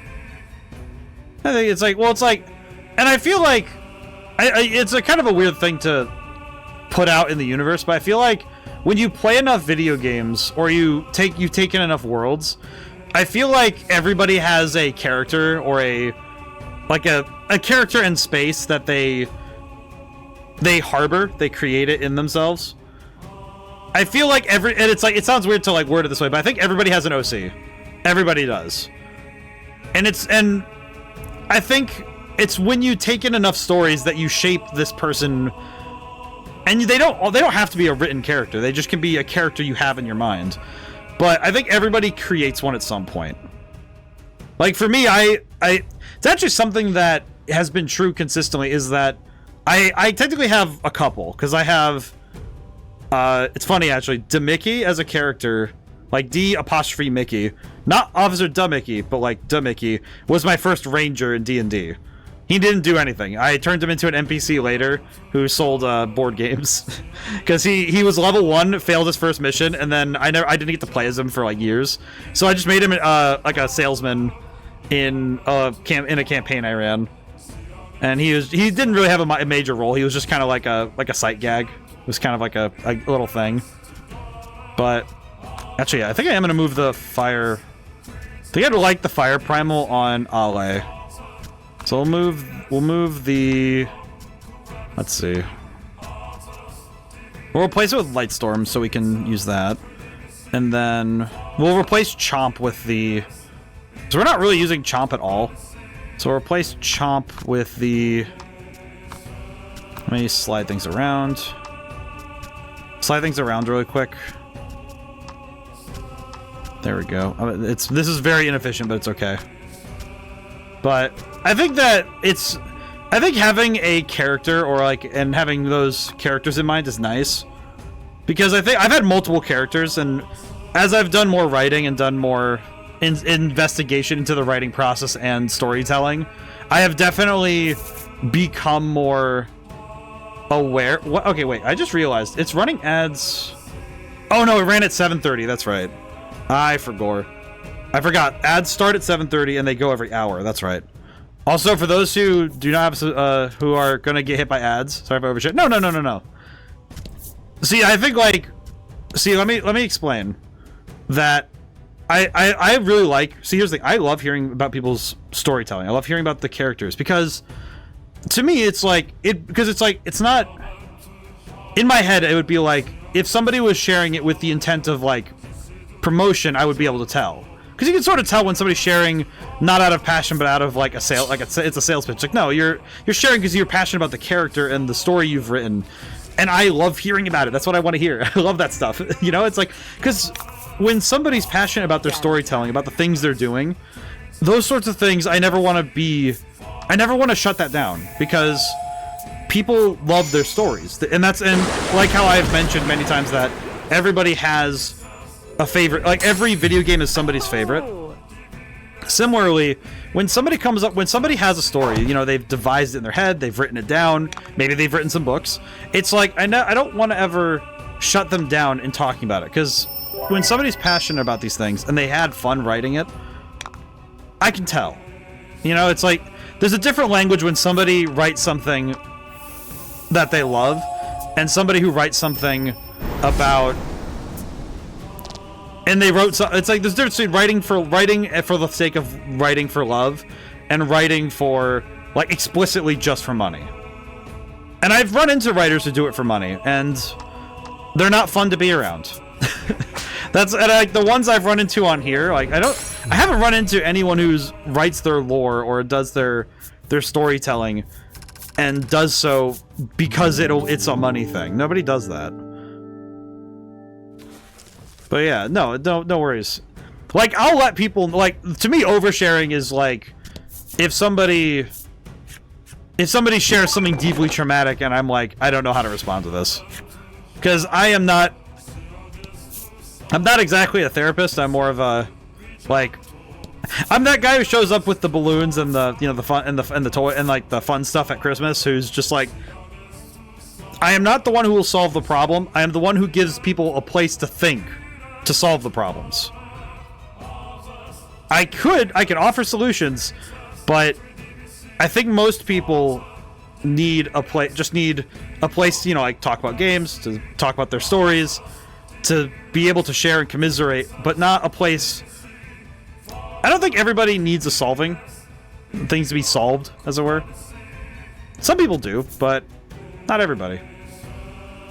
Also, let's see, and speaking of Magic the Gathering Final Fantasy cards, I created my username from the first Mirrodin set, Nurok Spy Nim Shrieker. Oh, I haven't seen those cards yet. Honestly, wait for someone to ask who Lucas, but hasn't come up yet. Ah, yeah, where it's somebody asks you, direct questions about your lore during a stream. I feel like somebody giving you the springboard to go off about your lore is that it's the ultimate springboard. It's the ultimate jump. That guy. Do you spend a lot of time in fanfiction communities? I didn't spend time a lot, but I did. When I was in high school, I did, and I keep it as my one piece because I'll never tell anybody where it is. If somebody figures out where it is, because I have one fanfiction still up somewhere. I left it up. I got a message about it because somebody sent me a DM on that on that site. I thought it was hilarious, but because they were like, "Oh, you want to promote this?" And I'm like, dude, I haven't looked at this in ages, but I do have my one still up in the universe. I imagine somebody one day will find it and be like, "Hey, I know which one it is," and I'll be like, "All right, cool." Also, we have an ad break coming up. I do apologize. It is down to once an hour, but it is a 3-minute block, so I do apologize. Especially because I don't always stream as him. He's made to fill a purpose. That's fair, though. So, and sometimes you make a character that it do be for a specific reason. I do get that. I feel that. Okay, let's see. Can I... Nah, we'll just do this. We'll just go for it. Big damage? Yeah, we're good. Okay. Nice. Yeah, but I've spent some time in the fanfic communities. I understand. I think it's very easy. I'm gonna send my boy back. He's probably gonna... He doesn't need to listen to the origins. Xenoblade X, it's like... As I barely remember the story and don't like what I recall.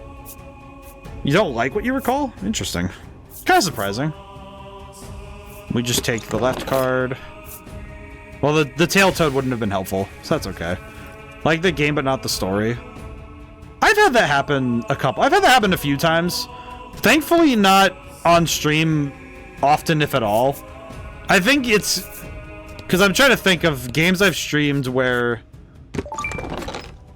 gain one extra gem at the start. Oh, that's really good. Story has a hopeless conclusion, in my opinion.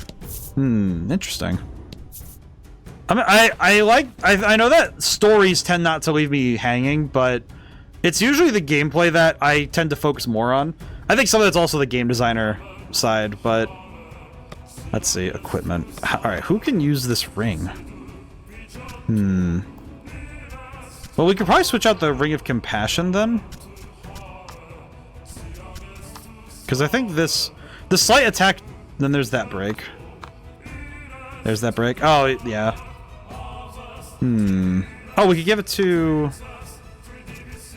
I do apologize. I apologize for the ad break, but... We're testing it out. We'll see how it feels. Actually, this... You know what? We could just give it to Polka. Because he doesn't really need to heal. It sounds weird to say it like that, but he doesn't really need the extra health. His defense is high enough, so we don't need to. We can do that. I think this is better. Okay. And I remember what I told myself, slow down a little bit during the ad break. Ah. Not that slow. Man, that is a weird timer. But yeah, well, I'll try to continue. Oh god. Okay, that's a lot more than I was anticipating. Ow. Okay. Oh, because I gave Polka the ring, he goes first. I see. Do we have enough to... Oh, we don't have enough for that. Okay. Okay. I think if we can get to the next turn and use the Steel Primal, maybe? Or just at least, like, 2 all attacks. I think that would be good. Maybe?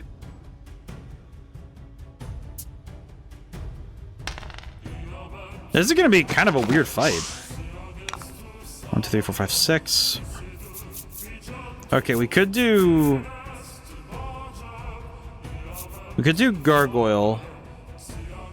But we wouldn't be able to use Steel. Well, yeah, we could use Gargoyle, and then... If I'm counting correctly, we'd be at 4, then 5, then 6. Oh, wow, that just... Okay, that cleared most of the fight, never mind. Used to be horrible at spelling, but writing some fanfiction helped improve it.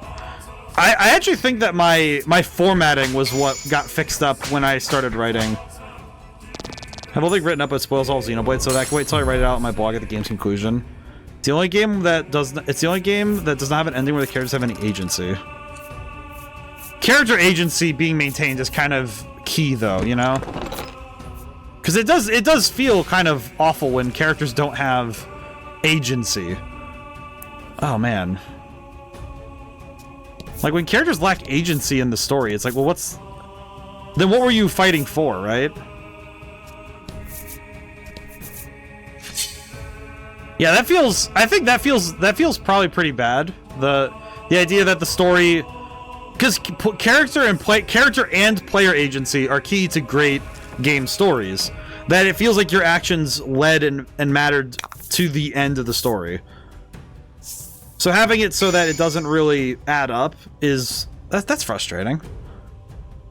And Shadow Wolf, to your point about spelling, for me it was formatting, because it was actually, somebody gave me like this huge block of critique on one chapter of that fanfic I wrote, where it was like, when characters talk, do line breaks. When this happen, when like, if you're gonna change perspective, do like how to do line breaks and how to do formatting. Because a lot of my writing was fine. He actually said, all right, your writing's good, but your formatting sucks. And I was like, okay, let me, and then I went and fixed it, and you know, it was like, okay, that's really good. And I think that sort of aid, you know, when somebody gives you a genuine feedback and critique, it's super helpful. It's amazing. It's the sort of stuff that I kind of I thrive on, you know, I live for that. Is if somebody gives me critique on anything I've made, I love it, you know? Got the same advice I used to give Bricks a text. Yeah, I know. Word, I think in that same vein, it's like Word, like font size. It's like font size, a lot like word, like, you know, like word spacing, you know, like line spacing. 1.5 is generally what I go for. Double space isn't really necessary, but 1.5 is great. Oh, I could have just swung. That's fine. But it's like, I think that it's good. It's also good that when you're writing a story for yourself, you know, you're writing like fanfic, because fanfic is a generally, not 100%, but generally a self-fulfilling type of storytelling, where you're writing for the sake of your own, like a catharsis of your own. Even the sad fanfics are written for the self, and I think that's. You spot two monsters chattering amongst themselves. They're talking? You hide, watching them carefully as you strain to hear what they're saying. As far as I remember, the ending, which may be inaccurate now they've added things, but I haven't finished the remaster yet, includes the world ignores any status change of any inhabitants. Went on Blaze of Glory. No, you didn't die. You didn't die? Nothing you did. Okay, that's it. Okay, I might need to check this out at some point, because I'm not sure what that. Not really sure what you mean. Ice, rock, hard walking there, high treasure, yes. The party hastily scribbles down the snatches of conversation they've heard. Interesting. You saw more than your fair share of iced over rocks on the way here. Might the beasts have stashed the treasure somewhere amongst them? While you were lost in thought, the monsters went about their business and vacated the premises. Huh. You gather up everyone's notes and stuff them into your pack. You'll be on the lookout for places matching the description. Means that even if you die, you come back unharmed, like nothing ever happened. That is very weird. Wonder why the story works like that. Did learn one thing when I accepted some requests, the person just takes over, so now I'm not taking requests at this time. Oh, like when somebody, like if somebody puts down requests for how your story goes, sort of thing. So I know that's one thing I find myself very affronted by, is if somebody tries to say you should. I think it might be a thing from my formative years, that anytime the phrase "you should" pops up in conversation, I immediately start to kind of bristle. Rather than say everything is an MMO, the setting is an MMO, everything respawns. Interesting. Huh. Well, I guess it's like, if the world is built like an MMO, that'd be intriguing. Yep, I see. To battle.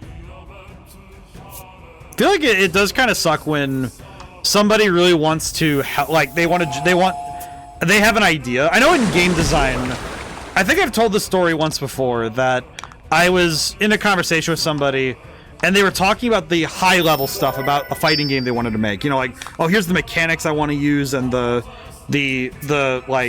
super moves and the characters and all that stuff.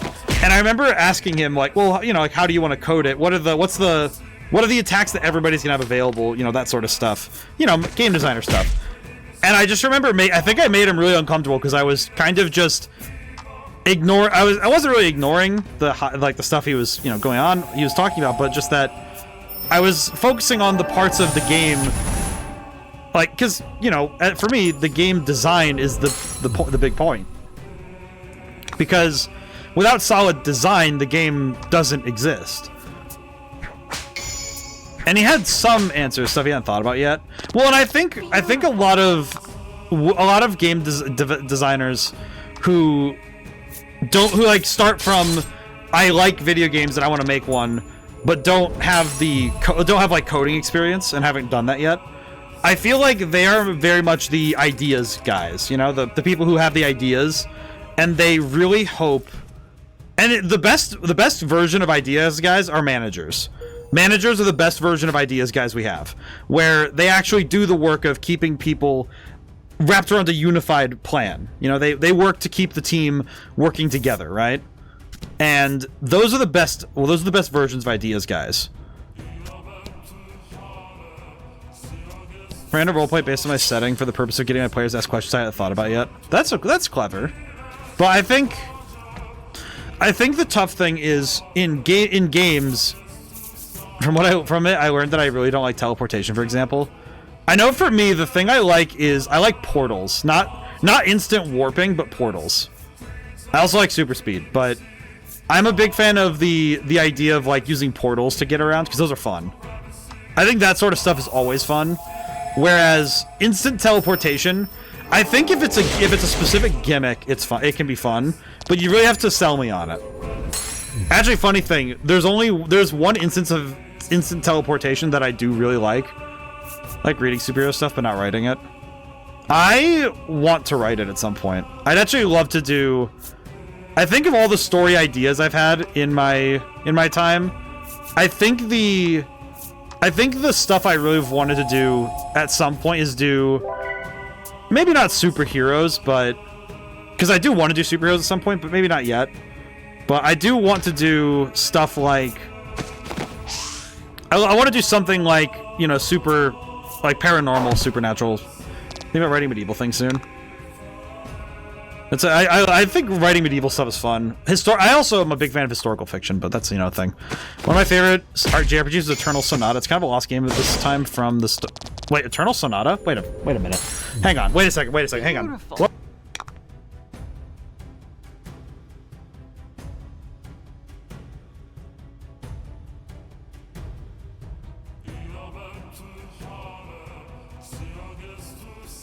Okay, I'm sorry to jump with a start, but I was like, wait a minute, don't I own this? Yeah, I do, it's right here.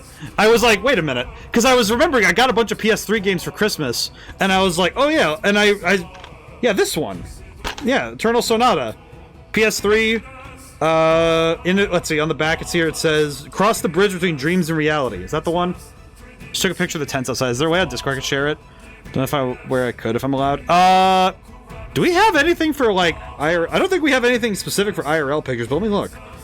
Let me take a gander. In my Discord. Huh. We don't have a channel for that yet. Let me... Can I make one? How do I make one? How do I make a text channel from InMobile? InMobile, how do I do this? Create... there we go. Excellent.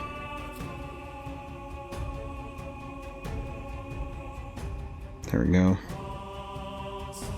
There we go. Okay, added a new channel. Yep, that's the game. It was on 360 and then on PS3 with some extras. Oh, okay. It's also in French. I went and looked and like, oh yeah, it's in French too.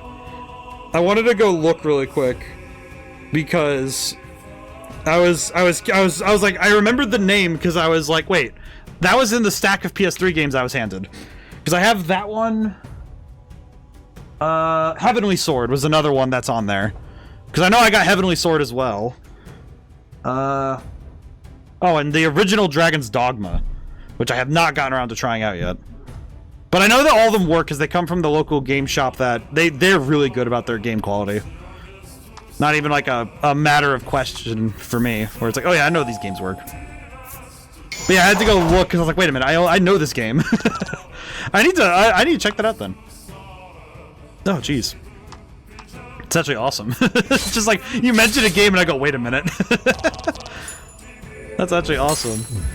But I do want to write superhero stuff at some point, I think, just because I think as a genre it'd be fun to do a novel of. I'm not sure how I'd write it, though.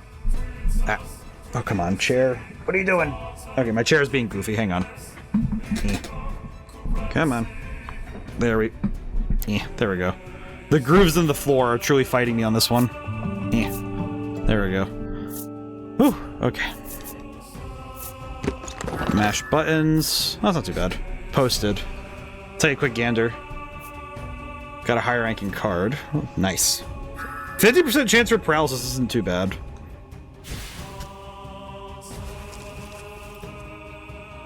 Oh yeah, those are. Oh, that's some good stuff. I love the big circus tents are so cool. I like that. That's fun. I just saw that a friend of mine. As I was looking at the Discord, I saw that a friend of mine, a friend was doing a particular mini boss in Clair Obscure, and I was just thinking, yep, that's the accurate response to that particular enemy. Yes. Yeah, I think though that with every story, there's different combos you can work within. I think the way that we've seen different stories take on different, like, kind of topics, kind of different tropes, it's been fun to see what people come up with, right? I know one of my favorite genre shifts in a way has been stuff like, I know My Hero Academia gets a lot of like flack both ways, where it's like some people think it's the best thing ever and some people are deeply annoyed with it. But I think it's nice that superheroes have continued to evolve and innovate over time, because the concept of the superhero has moved over time. And we've been trying new things. That said, my favorite superhero story is definitely Infamous 1 and 2. Those two games put next to each other, oof. Love those games. Those games are great. I just realized I don't have access to Infamous 1 anymore, but Infamous 2, I got that on disc. I remember I got the huge pre-order thing, you know, I have the statue upstairs still. And I have the bag. I have the Cole McGrath, like the bag. I actually still use it I used it at the convention I went to in March. I used it as like my carry around thing during the convention, so I could carry like things I buy and stuff. Like, I liked it, I just stopped watching, I think, since an EP annoyed me.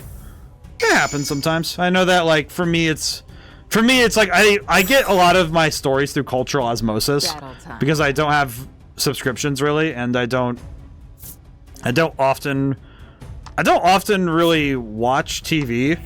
Some shows will get me to sit and watch, though. I feel like JoJo's is the funniest one, because I remember watching Stardust Crusaders first and then reading everything. Like, I read the manga for all of it, as much as is English available, and then I watched, like, you know, I could watch some of the anime, and then. But I know with JoJo's, I love the manga. That's my favorite. That's my favorite version. But I think it's funny because a lot of TV and anime it's not that I avoid it, it's more just that TV just is not my favorite way of taking in a story. I think video games have deeply set themselves as my number one preference. That's just how I am personally. It is certainly not a 100% correct method. So I don't believe that one form of media is the king. I have my kings, but not the world's king, you know? But in any case, I think that other superhero stories have been fun. Agreed, the live action show How to Get Away with Murder. So I've watched it, it's one of my favorite characters of the show. Aw, that's sad. I know that in terms of superhero stuff, I did also read the actual comic I actually got the full book for Watchmen, because I was curious if the actual comic held up. Because I actually kind of don't. The movie's okay. It has some like really good bits, but it's not my favorite. It's not my favorite movie. But I will say, reading the comic a lot better, especially when you don't have somebody telling you how to. You don't have somebody telling you how to read the story. You know, like when the media literacy is something you do individually, I think the story's rather fascinating. Because I don't think it's a full-throated, you know, like, people are 100% awful and superheroes would just be tyrants. It's more like, no, there's a fair bit going on with people when And also, it's specifically also about... it has a lot of stuff about war and escalation of power. In a way, it shares some themes. Attack steal 5 extra when HP below 20. Oh, okay, cool. So if he takes a lot of damage, he can do more. He can do more. That's good. Because I know that I actually think Watchmen has more in common with something kind of like, in my head, I'm thinking of brain work with me. Akira, the manga, where the escalation of war and firepower leads to further tension, not reducing it. Because the creation of Dr. Manhattan creates a lot of problems. Also, Dr. Manhattan's just really cool. He's fascinating to look at as a character. But yeah, I think that there's a lot of fascinating levels in superhero media, and I think it's poor reading to take one and treat it as dogma, you know, as like the only thing that's right. You know, it's like, I think I think it's true for every genre, that every story has something to teach us. And if it teaches us something we don't want to write or do, that's good, you know? Like, it's good that we learn what stories we do and don't like, and by extension being able to work with it in a way, right? Being able to take our expectations and say, okay, this is what works for us and what doesn't. It is frustrating, I think, when somebody doesn't like something, and therefore it must be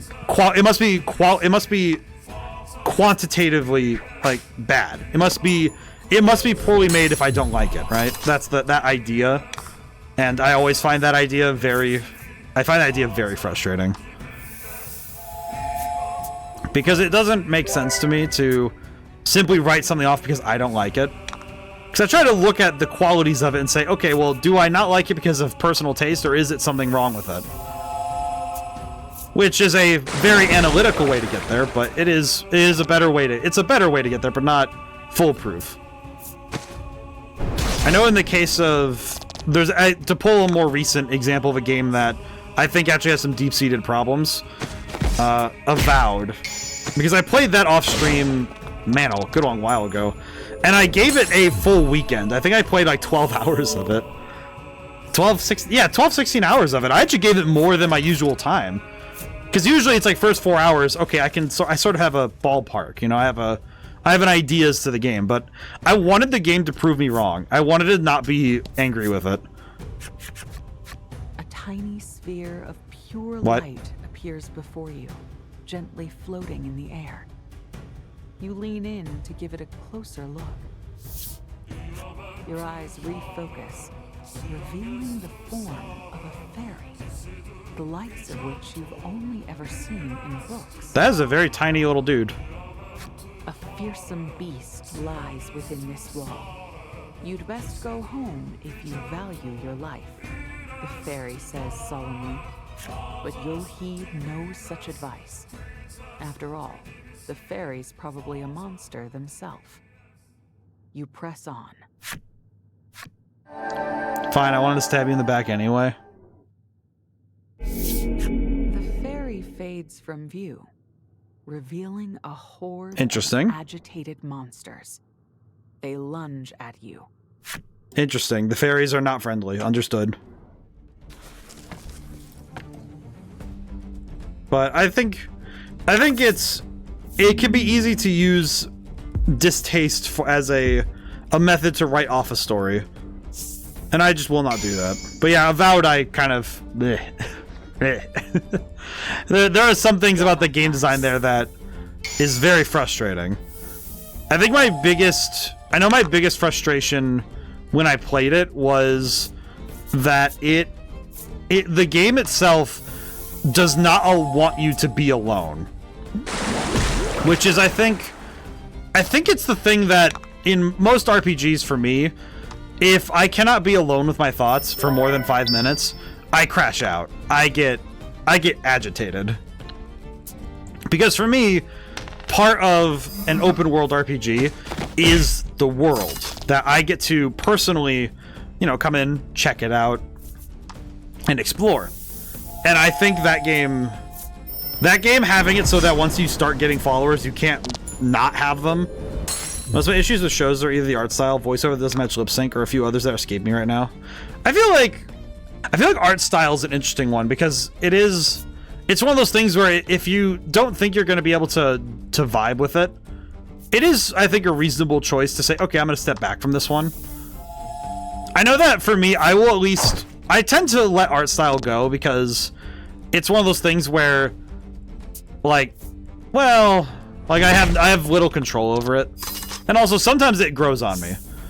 I know one that I kind of had to take an episode to get used to is Cyberpunk Edge Runners. By the end of it, I was very excited to see it because it does do some very interesting stuff with its art, but the first episode I had to get used to it. You know, there's some things where I had to bridge the gap from what I expected to what is going on, and then it turned out pretty good. I think lip sync, that's a technical point to look at, and I think that is it is reasonable, I think, to look at it and be like, hey, I kind of wish that would be a bit closer because it doesn't feel like someone's being parroted. But I know that for me, I just kind of got over it when I was very young, but only because I played a lot of games that were dubbed over. Look warily this way and that. No sign of the fairy. You continue on. I know that with the big ones for me were Naruto video games, because that lip sync was always a bit goofy. So that one, I know that like Clash of Ninja 2 had some really weird examples of that. Flip that card over. Ah.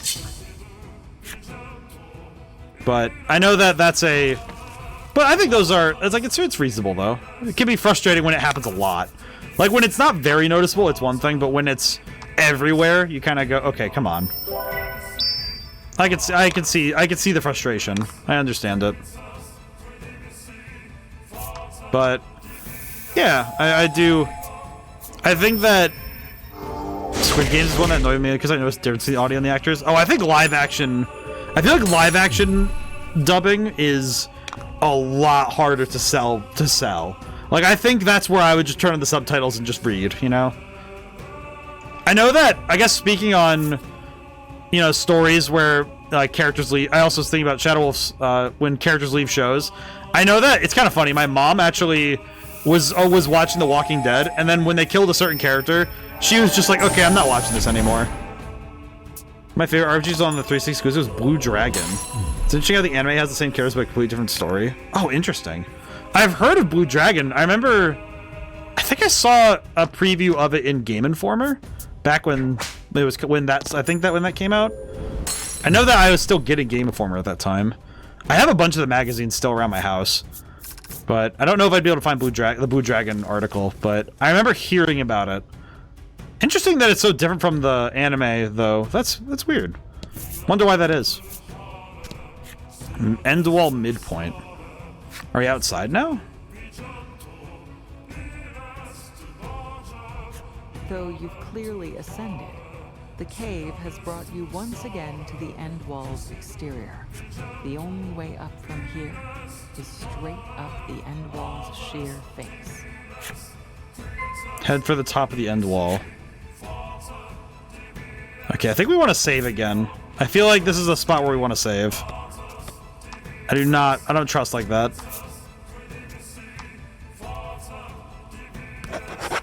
Oh. And it also has new characters, a few that aren't in the game. Oh, I see. I know for me, some anime games I played were my only context for those stories. Take notice of a light above your head as you clamber up the wall. You raise your... Actually, I guess funny thing, for a good long while, the only source of Dragon Ball Z I had was Dragon Ball Z Budokai 1, like the original game. So I didn't know about the Majin Buu saga, and I didn't know about a good chunk of the anime movies and the characters until later when I got Raging Blast 2. Which, again, is just me acquiring another video game to fill in the cultural zeitgeist. Even though still Goku... It's funny that I only had that game, and Goku was still one of my favorite characters in general. Actually, come to think of it, Dragon Ball is, it's funny how much I still loved Dragon Ball, even though I only had that. And technically, Dragon Ball is superhero anime. It's superhero manga stuff. And I remember that that was my big source of, okay, here's what the coolest superpowers are, like key control. In time to see a massive snowball hurtling toward you. Is the ice primal up here, or is this just... You somehow manage to dodge the snowball, only for the sound of someone snickering to reach your ears. just hit the fairy with a bat.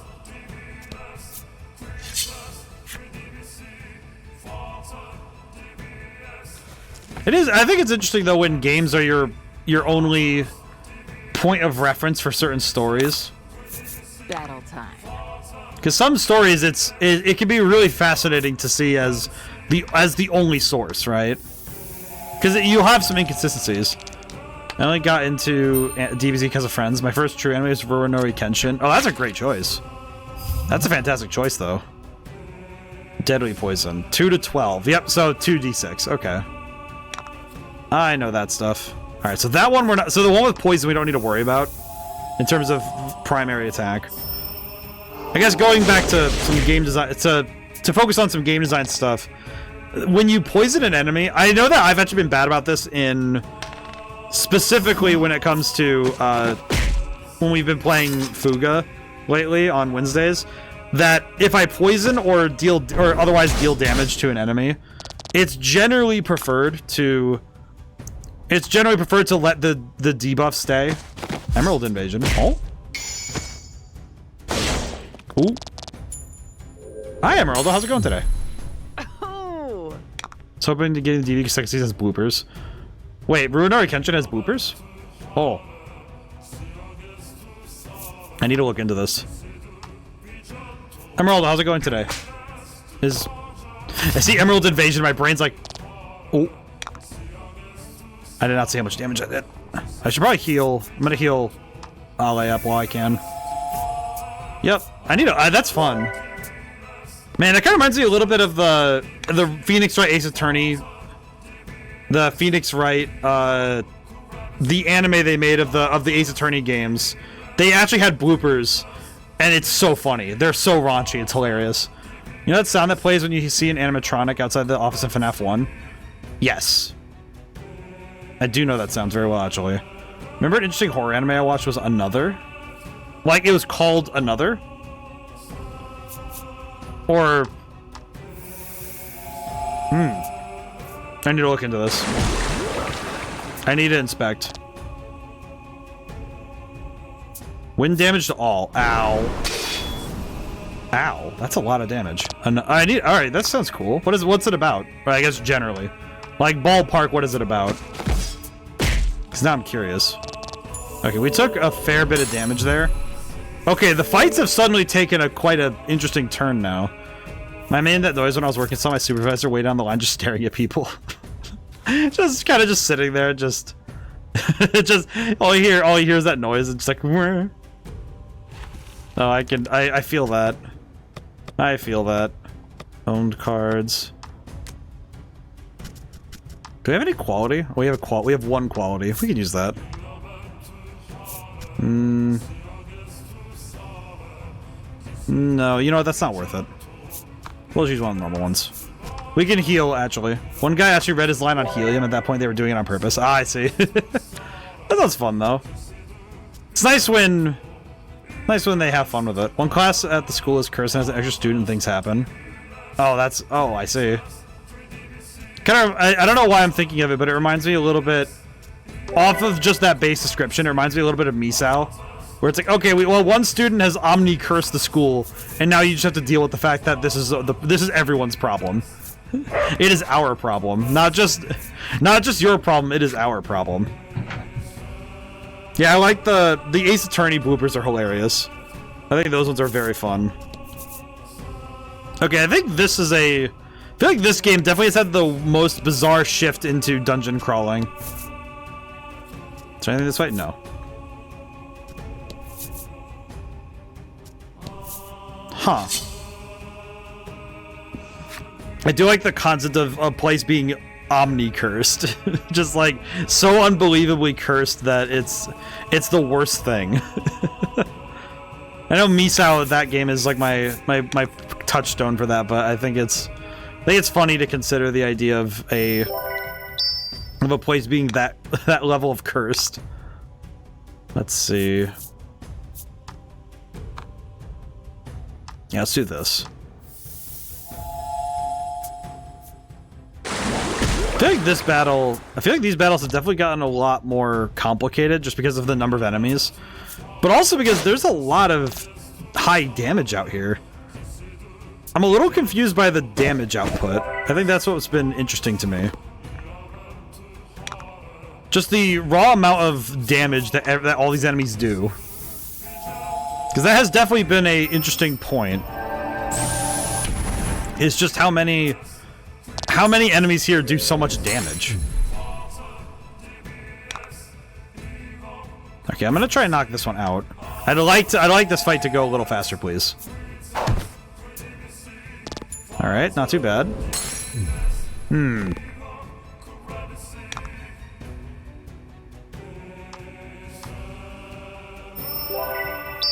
Yeah, I feel like I know that's. I think bloopers. I feel like bloopers are one of those things that I wish more stories, more like shows had. But since we don't have DVD releases that often anymore, we don't often get the chance to have bloopers made, you know, publicly available. I remember A Bug's Life had some of the funniest ones because they animated them too. You know, they did like they actually animated out some of the bloopers, like they were actors on a set, which was, I think that was a lot of fun. That one's always fun to me. Okay. Okay, we are going to check everywhere in the dungeon because it is doing our due diligence to flip over every card. Also, just because it is worth it, in my opinion. I think at this point, doing more battles will be worth it because these guys are getting a lot stronger than I expected. Like we weren't really fighting too hard earlier, but now we're in some surprising territory in terms of the enemy damage output. Because they've been doing some pretty large damage, all things considered. I will say there was a fellow streamer I saw who was doing, it was their first time seeing the beginning of Clair Obscur, and I will say, no spoilers for me, but holy crap. I think that's one thing that is interesting to see, is when you get to see somebody seeing stuff like that for the first time, like seeing the intro of a game that has clearly enraptured many people. I think it's also true in other introductions, you know, in movies, books, games. When you get to see somebody's first reaction to an intro that is so perfect, a introduction to a story, I feel like, oh, that's some art right there. You know, it's one of those things that it's just beautiful to see when somebody gets to react to that sort of stuff. I feel sad that I did kind of deprive everybody of seeing my initial reactions to that stuff, but I do look forward to playing that game when it comes around. I'm gonna still stream it. I'm gonna get to it at some point. It's coming up next, but it'll be later. Please don't roll the deadly. Oh, he rolled deadly poison.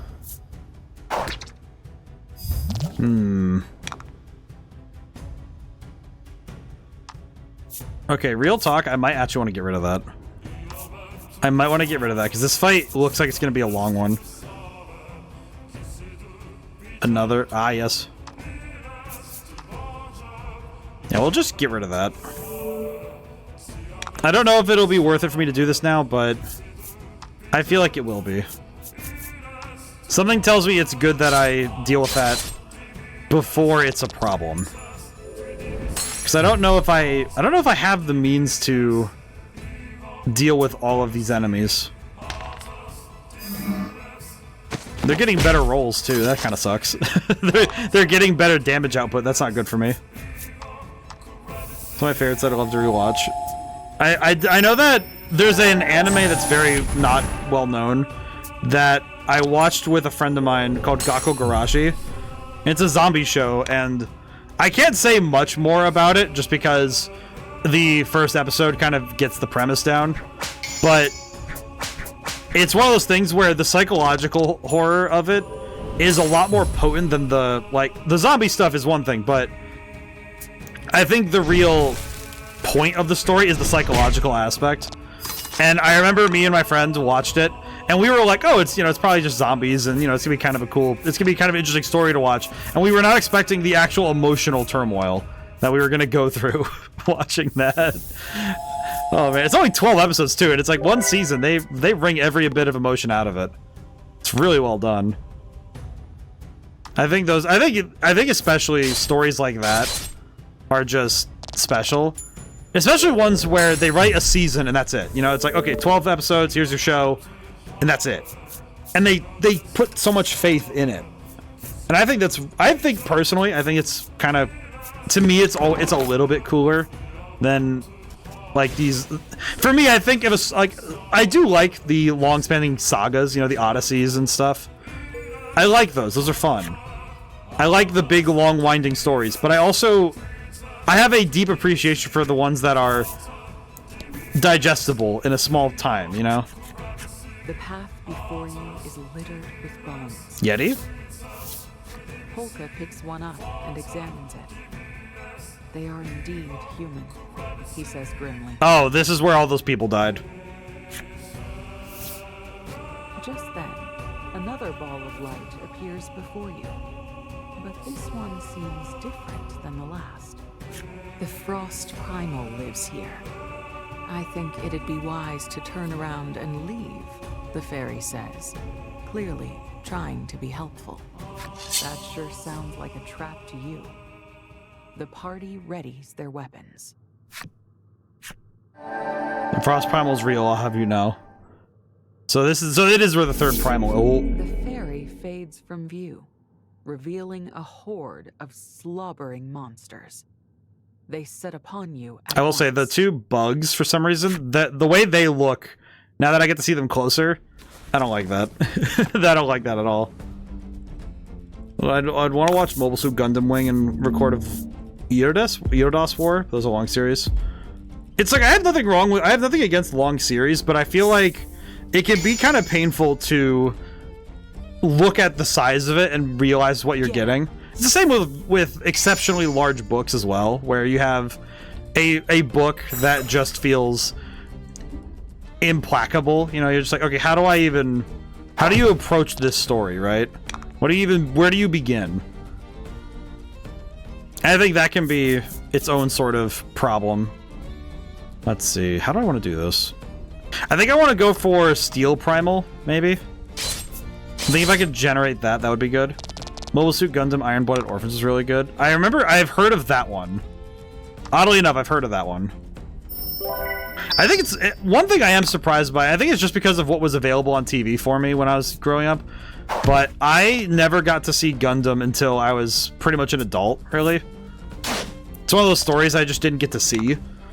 You know, some TV networks just didn't have certain shows. So you have to make do, and just one of those stories I never got to see. Ooh! Alright, Steel Primal is gonna do the work, though. Nice. And that should help us keep ourselves safe. Remember, I used to watch Zoids when it was on Cartoon Network. I think I remember that show by name. But any more about it is kind of lost to me. How do I want to do this one? I think what we want to do is hit the dragon, which will get us some damage, and then we'll use the light attack, which should just finish the job. At the very minimum, it should knock out the two on the side, and then leave the dragon in critical state. Ah, poison. Okay, so I need to finish this fight before the end of the round, when he rolls for poison damage.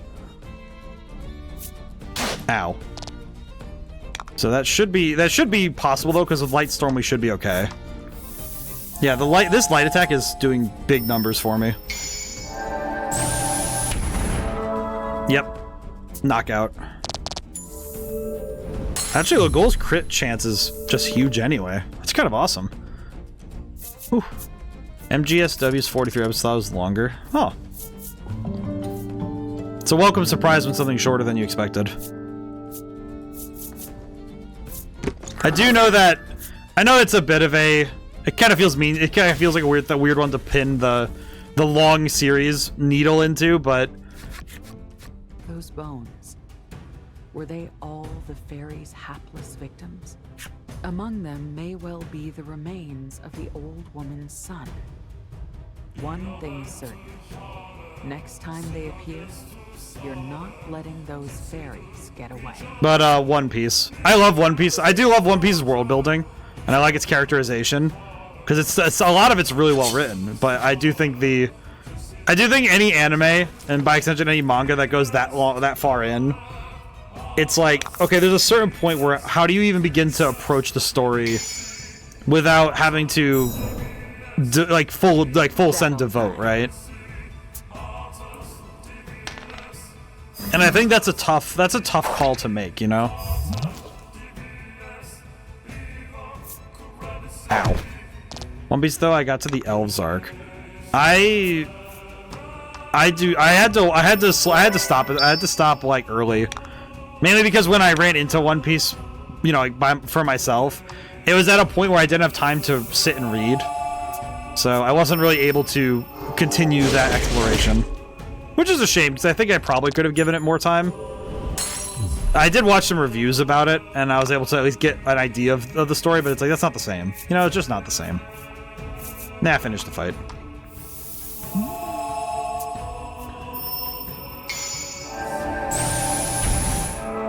Man, his critical rate is crazy. Hunter x Hunter was a really good anime. It's funny, because I remember I only learned about Hunter x Hunter as an adult. Another one of those ones that I think slipped under the cracks just for my area, really. And I think that is much more a specific, like, hole that I had. And it wasn't until, funny enough, when I got Jump Force that I learned more about it. Because I was able to take some time and actually learn and understand what Hunter x Hunter was about. That's pretty cool, though. I like that one.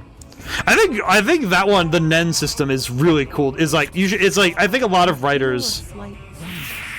And look up to see a massive snowball hurtling toward you. Watch the beginning of OG Hunter x Hunter. I think if anyone ever wants to design a magic system, I think Hunter x Hunter is like a must-read for studying how to implement and introduce magic systems, because the Nen system is so cool. I think that one's just fun. I think if anyone's making like a hard magic system, because it is a hard magic system in the sense that it has specific rules and ideas, and then it utilizes other soft magic, like hard and soft magic systems are a classification system. Like hard magic is basically like it's set in stone, like it could be studied like a science.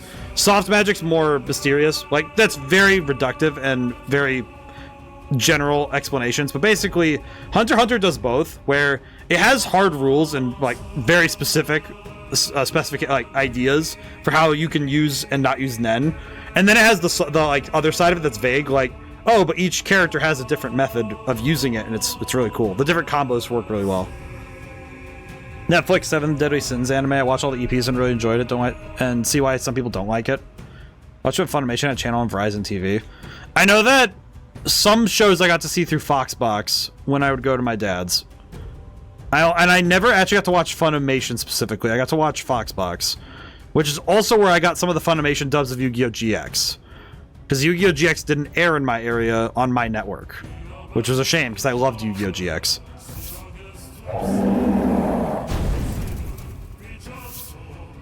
You summon the flame primal and melt it before it hits you.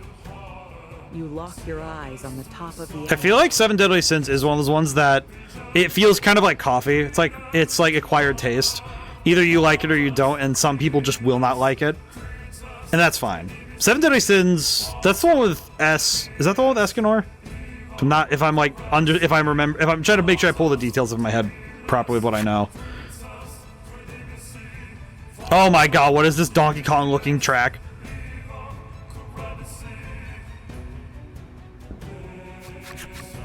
To find that snowball was but the first. Oh god. On the Funimation channel, they aired Hunter x Hunter orders out of order on repeat. You'd bet your card case. Yep, Escanor. Okay, I see. Okay, now I remember. It's interesting about Yu-Gi-Oh! Jix, the whole 4th season that was never dubbed, where the villain I think was called Mr. T. No, it was the Darkness. It was the Darkness. That's what it was.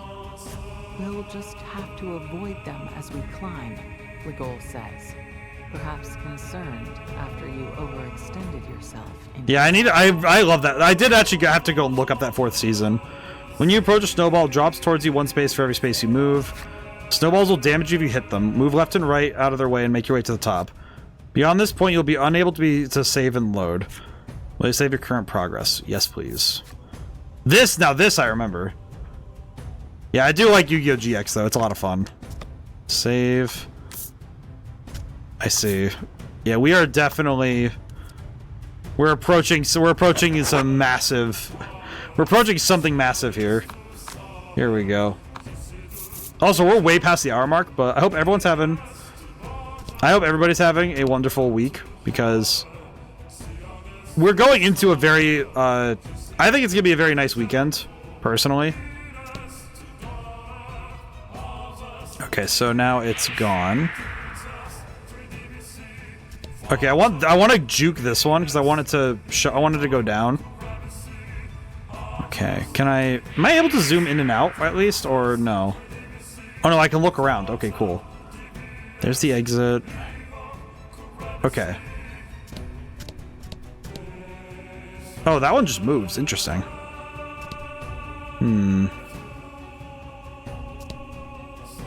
Thankfully, I can just move side to side. I'm gonna be honest, that one feels a little bit easier to dodge, personally. Yeah, because now I can just trigger some of these to go, and they'll move early. Man, I'm trying to imagine playing a D&D game where you have something like this going on.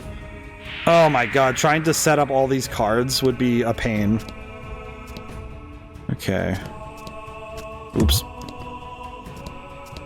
Yeah, it is interesting how many animes, though, are basically... I got them through other means. Like Yu-Gi-Oh! I actually got most of it...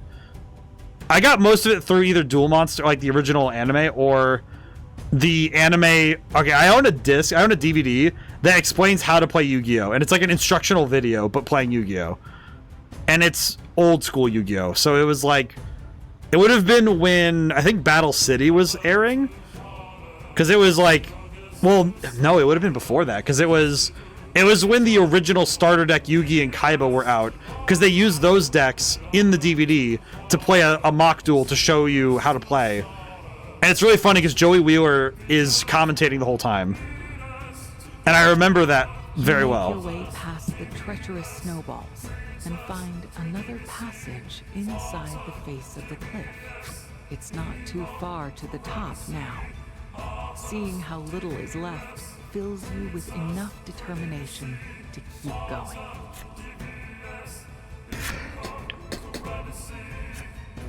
$99F. Here we go. We jumped a couple levels, but that's fine.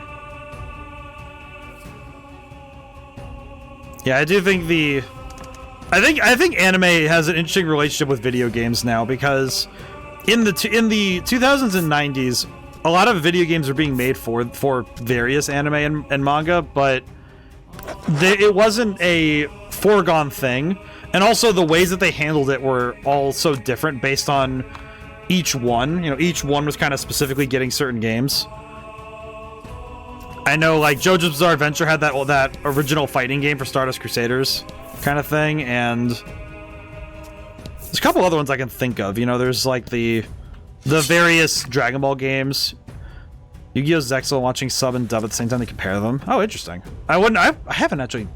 I've never done that, where I've watched two at the same time. Battle time. I feel like that would be a fun experience to see.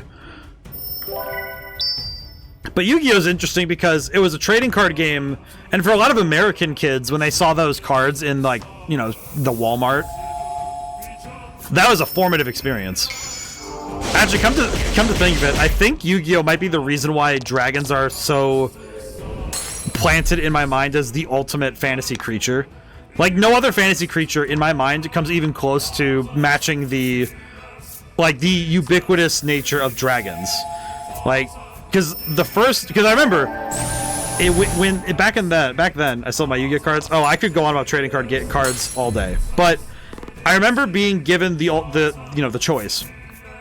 because my mom said you can have one, and I'm sitting there at the checkout, you know, at the little checkout at the Walmart, holding Yugi's deck and Kaiba's deck, and Yugi's deck at that point, mind you, it had Exodia, and I looked at the two decks, and it's like the classic Blue Eyes art in Exodia, and I knew Exodia. I had watched that episode. I still chose Blue Eyes. That dragon is... It makes me sad because I don't actually use Blue Eyes in Yu-Gi-Oh! Much at all. I think some of that's because the current support doesn't fit a style I like to play. But I think Blue Eyes White Dragon is still... It's still one of those cards that I have deep love for, even if the modern version of the deck cares very little for the original monster. Which I think that's why I get so frustrated by it. Because it's a Blue Eyes deck, it should, you know, do stuff with Blue Eyes. I think I have 3 Blue Eyes White Dragons. I have a couple. I have a bunch of different arts. And I know I have a modern reprint of the original art kicking around somewhere. Because that art is precious to me. I think that original Blue Eyes printing is probably my favorite of all card art. I think something about it is so iconic that I find it very hard to be impartial to it. It's so good. And of course, that era of Yu-Gi-Oh! It's like you have a 3,000 attack point monster, nobody's getting over that. And the only way they would be to, you know, use a trap card or something. Which is funny, because I think if I was a kid, if kid ODaM saw adult ODaM and how he played, he would yell at him because he would be like, trap cards are for weenies, what are you doing? And it's like, listen man, That's how it are you really going to get on me about using trap cards to defend myself? Have you seen Chaos Max Dragon? Just like, have you seen some of these monsters, dude? Pretty sure. Then again, I think little me would have been very annoyed with the state of the modern game. Too many moving parts. Yeah, it is interesting. I think as an adult and like, whoa. Your torch goes out unexpectedly. You summon the flame primal and light it once more. Is everyone still here? Are they unharmed? Yes, it seems so. You let out a sigh of relief, But and continue on. I'm a big fan of the... You hear Polka and Trollis speaking in oddly high-pitched voices behind you. No way should we keep going. I'm getting super sketchy vibes. Totally agree. This feels too dangerous. I say we go back. They want to turn back? After you've come all this way? Polka and Trollis don't sound like themselves. They're both excitable in their own ways, but never quite like this. Legol whips around and puts his back to yours. Draw your weapon, he snarls. Polka and Trollis click their tongues at you. Then lurch forward and attack. Aw, party split. Aw, crap. Remember 2 of my favorite magic cards? Chain Energy, 500 life points to place cards, a total of 500 points to attack. Ah, very good. I know that. Those are some older cards, but those are really fun. I do like old Yu-Gi-Oh! A fair bit. I know that the retro reprints for both sets were a lot of fun. Well, I can tell these are fakes because they don't have as good a stats as my versions. Interesting. Kind of a shame because it's funny that we have to lose 2 of our party members for this. First true deck was when I first got Gravity Bind. Long sigh of a goddess pining for lost love. What? Interesting. Okay, well we can get knockouts 1 at a time then. That's fine. I know that I got a bunch of the starter decks from family. Can't you just like die already? Yeah, these fairies kind of suck, I'll be honest. Why they decided to take the appearances of our friends is also worse.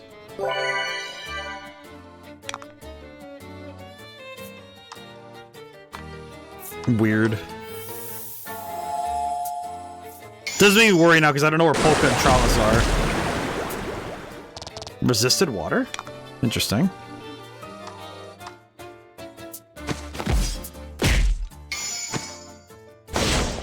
Whew, there we go. Not too bad. I like the... There's actually one thing I do hope one day I can maybe put aside some money to do, is maybe do an opening of the... Have a mix of Japanese and English cards. I find it interesting how life points and attacks look different on early cards. I actually really like the... I know that with the... I actually have a bunch of other languages. I have... The imposters posing as Polka and Trollis disappear. You hear voices from further within the cave as they vanish. I know my favorite thing is... Frostfire watched over this cliff. None may pass. Intruders turn back at once. Frost Primal? You repeat? So someone owned a fake trap to take trap cards from Heavy Storm and Harpies. Ah, yeah. A confusion interrupted by the sight of Polka and Trollis walking briskly to your side. Okay, not hurt. Are you hurt? Focus on me. Can you do that? Count backwards from 10. According to Polka, he and Trollis were dropped to the floor below when the torch went out. This is more like that. Oh, thank goodness. The real Trollis and Polka have returned. Okay, so we have our friends back. Okay. We probably will need to heal, though, because I think we're not doing great on health. Never mind, we're doing great. We're fine. Okay, we're gonna check. We'll also get everything we can card-wise really quick. No, leave no card unflipped. I like the they have the reprints of the original sets, because you can actually buy like packs of the original The Legend of Blue Eyes White Dragon set from way back when. I think that would be a fun set to do like a draft on. Oh god. Hello, Frost Primal. You dare defy me, the Frost Primal. I shall not allow you to pass. Your hand flies to your weapon instinctively. There's no turning back now. Oh, I see. The fairies are... The rest of the party follows your lead and prepares. I see. The fairies are minions of this. You would do battle with me, the Frost Primal? Gladly. You signal to the rest of the party and charge. I mean, we've already dealt with 2 of the 3, so why not? What's the worst that can happen, truly?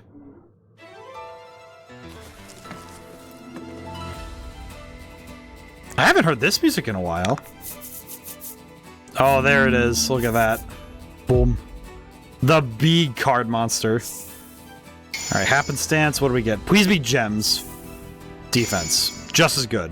We take those. Okay. Let's try... I think I'll try to go for poison. I'll show delight in crushing you as well. As well? So, you aren't the first. So it was you. You killed the villagers from Icevale who tried to scale the end wall. The Frost Primal confirms your worst fears. Aww. With a deep, rumbling laugh. Looks on their faces as they felt were most amusing. You let out a piercing scream that gives way to a howl of agony for those lost to this creature.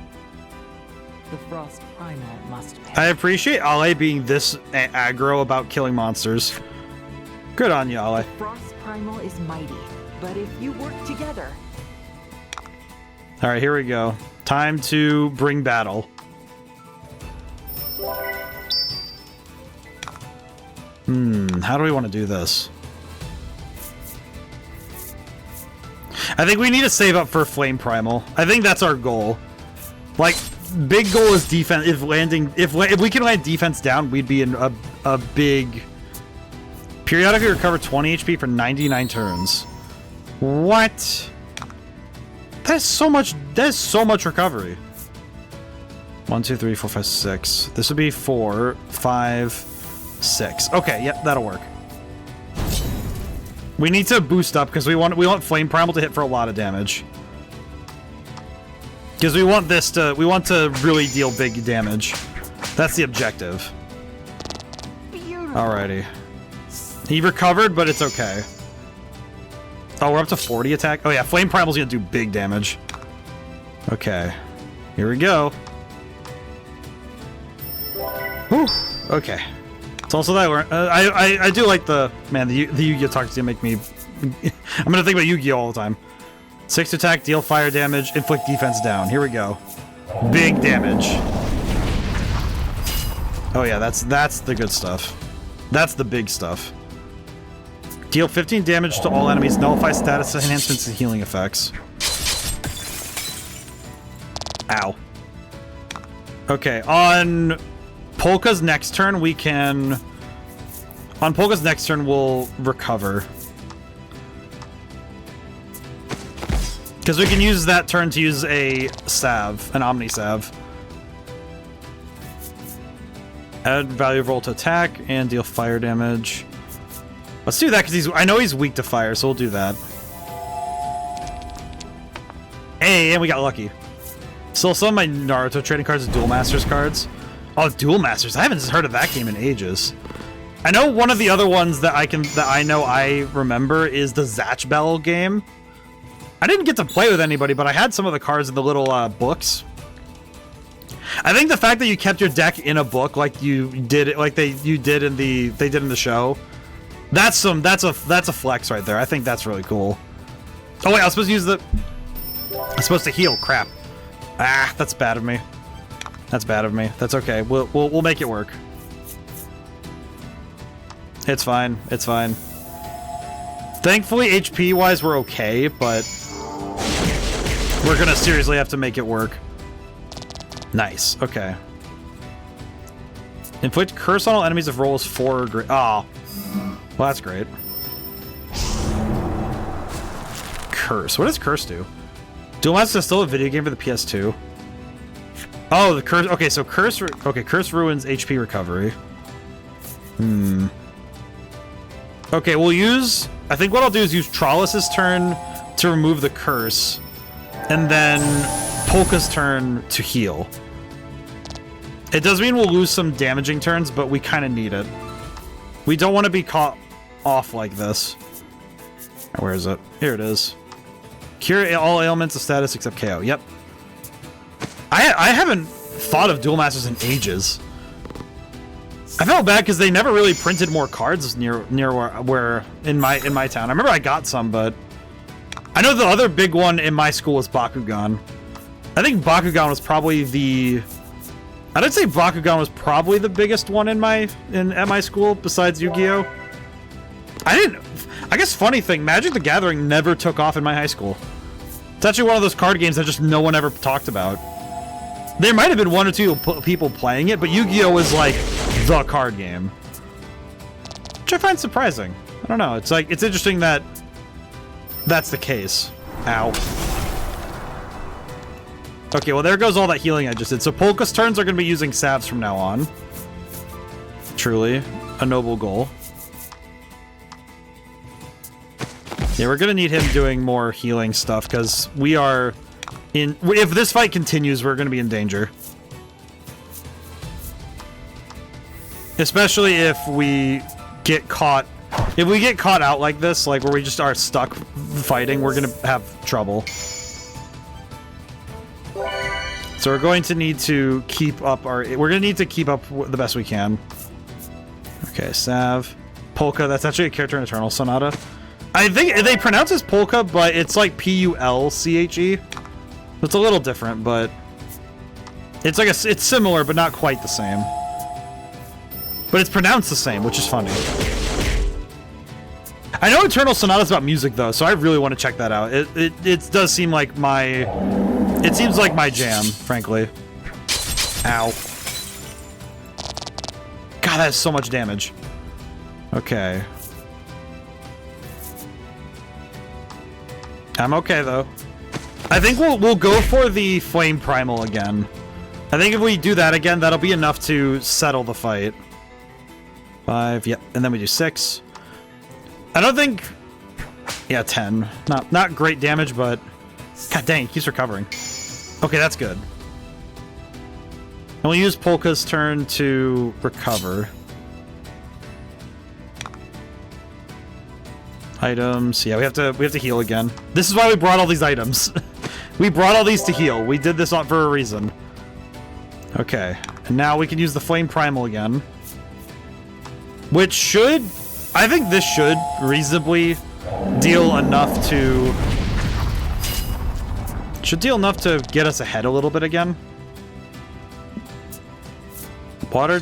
Oh, it just directly inflicts freeze. That's frustrating. Can I move until they attack and take double the damage? Yeah, we don't want that to happen. So on Polka's turn, we'll get rid of that ailment. Yeah, we're gonna get rid of that because that will just get Trollis killed. 100%. Okay. Decreases fire damage. Thank goodness we're not using more fire damage right now. Okay, Polka. Because we have more of the Panaceas, we can get rid of that. So that's fine. And we lose nothing because we're using the turn accordingly. Okay. It is risky though. It is risky though because we have the... please, no. Ah, crap. Okay, that sucks. He has such a, like, an insane setup. Oh, but we don't have... Oh god, I just realized we don't have another Omni removal, do we? No, we do not. Okay, we'd only be able to get rid of 3. Uh-oh. Okay. You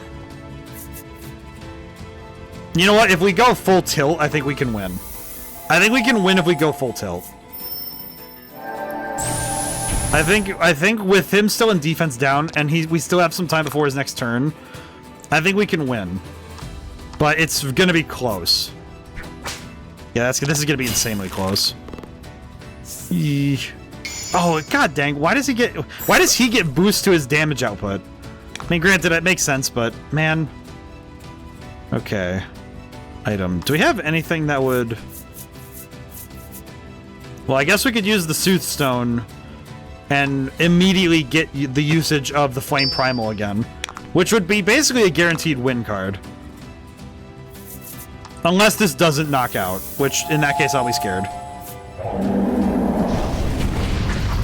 23 plus 9 is exactly what we needed. Basically. Woo! Okay, that fight was a lot more intense than the other ones we were just in. Holy crap. Okay, Perish. Get inside this card. Hello, twins. The Frost Primal seems to vanish before your eyes. But you soon realize there are 2 fairies in its place. Oh boy. Ugh. Here we go again. They explain that they can shapeshift, and we're behind all this trouble. We're really sorry. We'll give you some fairness if you just forget about this. It can turn you into anything you want. I mean, we just kind of wanted to... You ask if they truly did kill all the people of Icevale. They exchange glances and break out in a fit of giggles. We might have dropped a couple rocks and snowballs to crush into little red spots, sure. We didn't mean anything by it. It was a joke, you know? They let out an innocent laugh. Okay, oh, but the old lady who came by every day, we let her live. She was a hoot. True, her son's been nothing but bones for ages, but she keeps looking for it. God, what is wrong with you people? You turn toward the fairies and lift your sword high overhead. You.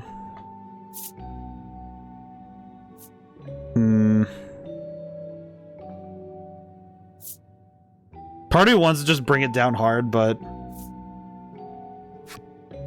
Their laughter suggests it really was just a game to them.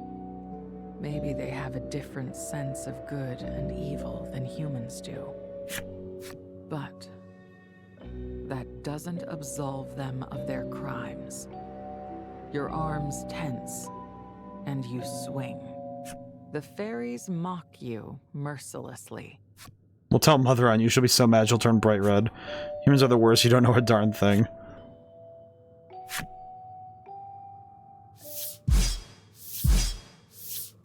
Oh, the fairies are dead.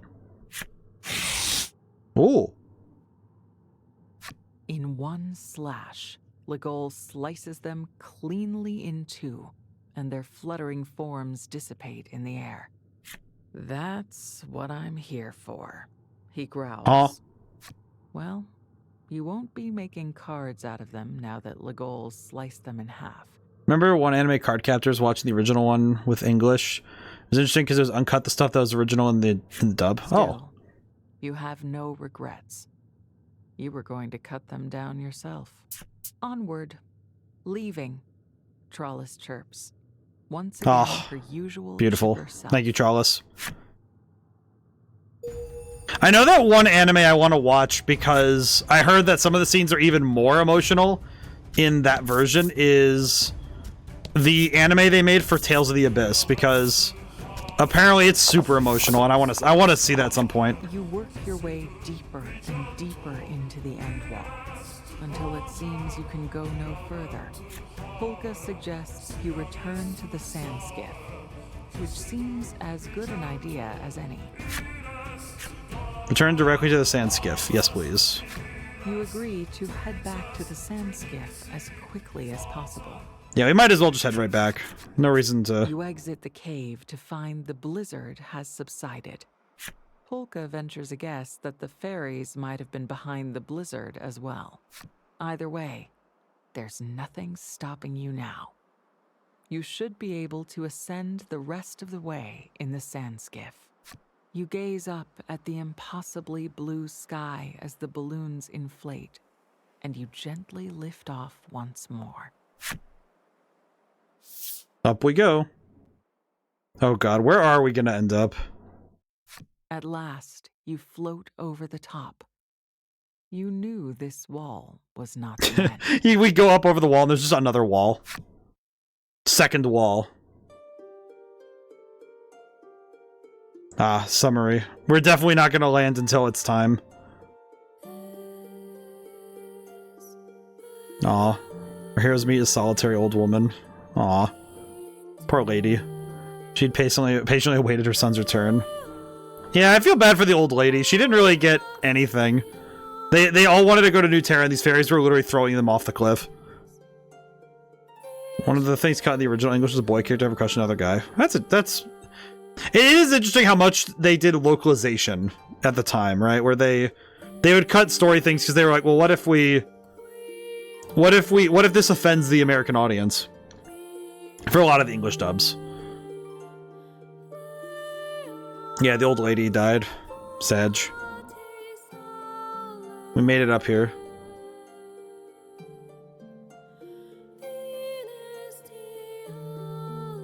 Chapter 6.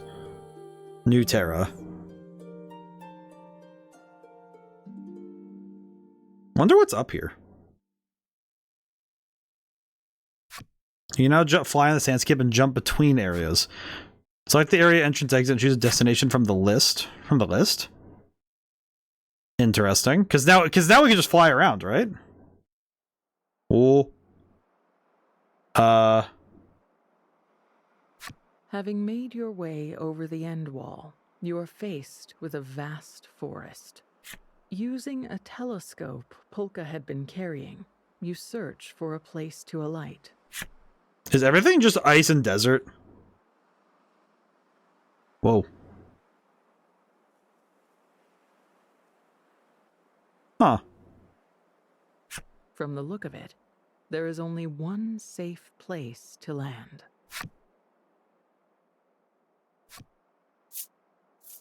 We must disembark. There was a ferocious monster lurking in the spot where you were trying to land. The key word being was, because you've squished it good under the sand. Oof. We hit it with the skin. The group, acting as though nothing oozy or squishy has happened, alights from the vessel. Almost immediately, you spot something glowing in the snow. Perhaps the monster was attempting to hide it there. Okay, what is money gonna do for me here? What is money going to mean in this place? Is this Newterra? Polka gazes at the surroundings appreciatively. He tells you that he has never seen a land so verdant in all his life. You can't argue with him. Huh. Greenery swathes the area all around you. Digimon, they removed all references of guns in the EP? Yeah. Explore Newterra. Okay. Huh. I wonder if there's people up here, or if it's just monsters. Huh. Kind of cool, though. It's freezing out. The group shrieks the words in unison. The cold is even more biting here than on the end wall. In no way could people live in temperatures like this. You decide to confer with the others on your next course of action. Man. Whose opinion will you take? How about Polka? You ask Polka's opinion on what to do next. He replies, "While we were flying, I saw what looked like a village. Okay, so... And if I recall correctly, it was that way," he says, pointing to the northeast. Okay, so we have places to go. Let's ask Legol. You ask Legol's opinion on what to do next, but he offers no more than a shrug and a grunt. I wonder what Legol... Because he mentioned something about like, knowing about the mother, so... You ask Trollus's opinion on what to do next. She munches on a piece of fruit. You're not entirely sure where she found it. She found fruit out here. In fact, she has a whole armful. She hands you one and motions for you to have a bite. It's delicious. Aw, we're sharing food. The place is bitterly cold, but it is replete with trees and greenery and delicious fruit like this. It seems that Newterra is as incredible as the rumors said. I'm actually surprised that this... The group decides to go with Polka's idea for now, and sets off in the direction of what he thought was I'm kind of surprised by this area, because it seems so odd. I think more so because of what we just left, but by extension also, what is the world? What happened to the world, man? Because this game's world has gone through such a wild metamorphosis. Like, what happened here? Also, water lady? Battle time. Oh. Alrighty. Well, we're going to... Unless we get interrupted, we do have a turn to use the Flame Primal. We do. Okay, cool. Spam the Flame Primal. We can use Flame Punisher a lot. Nice. Alright, big damage. Honestly, I feel like the story right now has been interestingly elusive as to its end goal. I actually think Legol might have more knowledge than even he's let out. But I've been seriously wondering what his goal has been this whole time. Like, what is he hoping for? Outside of what we got initially with the Steel Primal stuff. At least this is a pretty easy path to walk, but it's a lot of greenery. It is funny, we haven't had like a winter area like this in... I don't think any of the games have a truly like 100% winter area. I know that there's the one area that they have, but it's not like this. It's not like winter, like pine trees and stuff.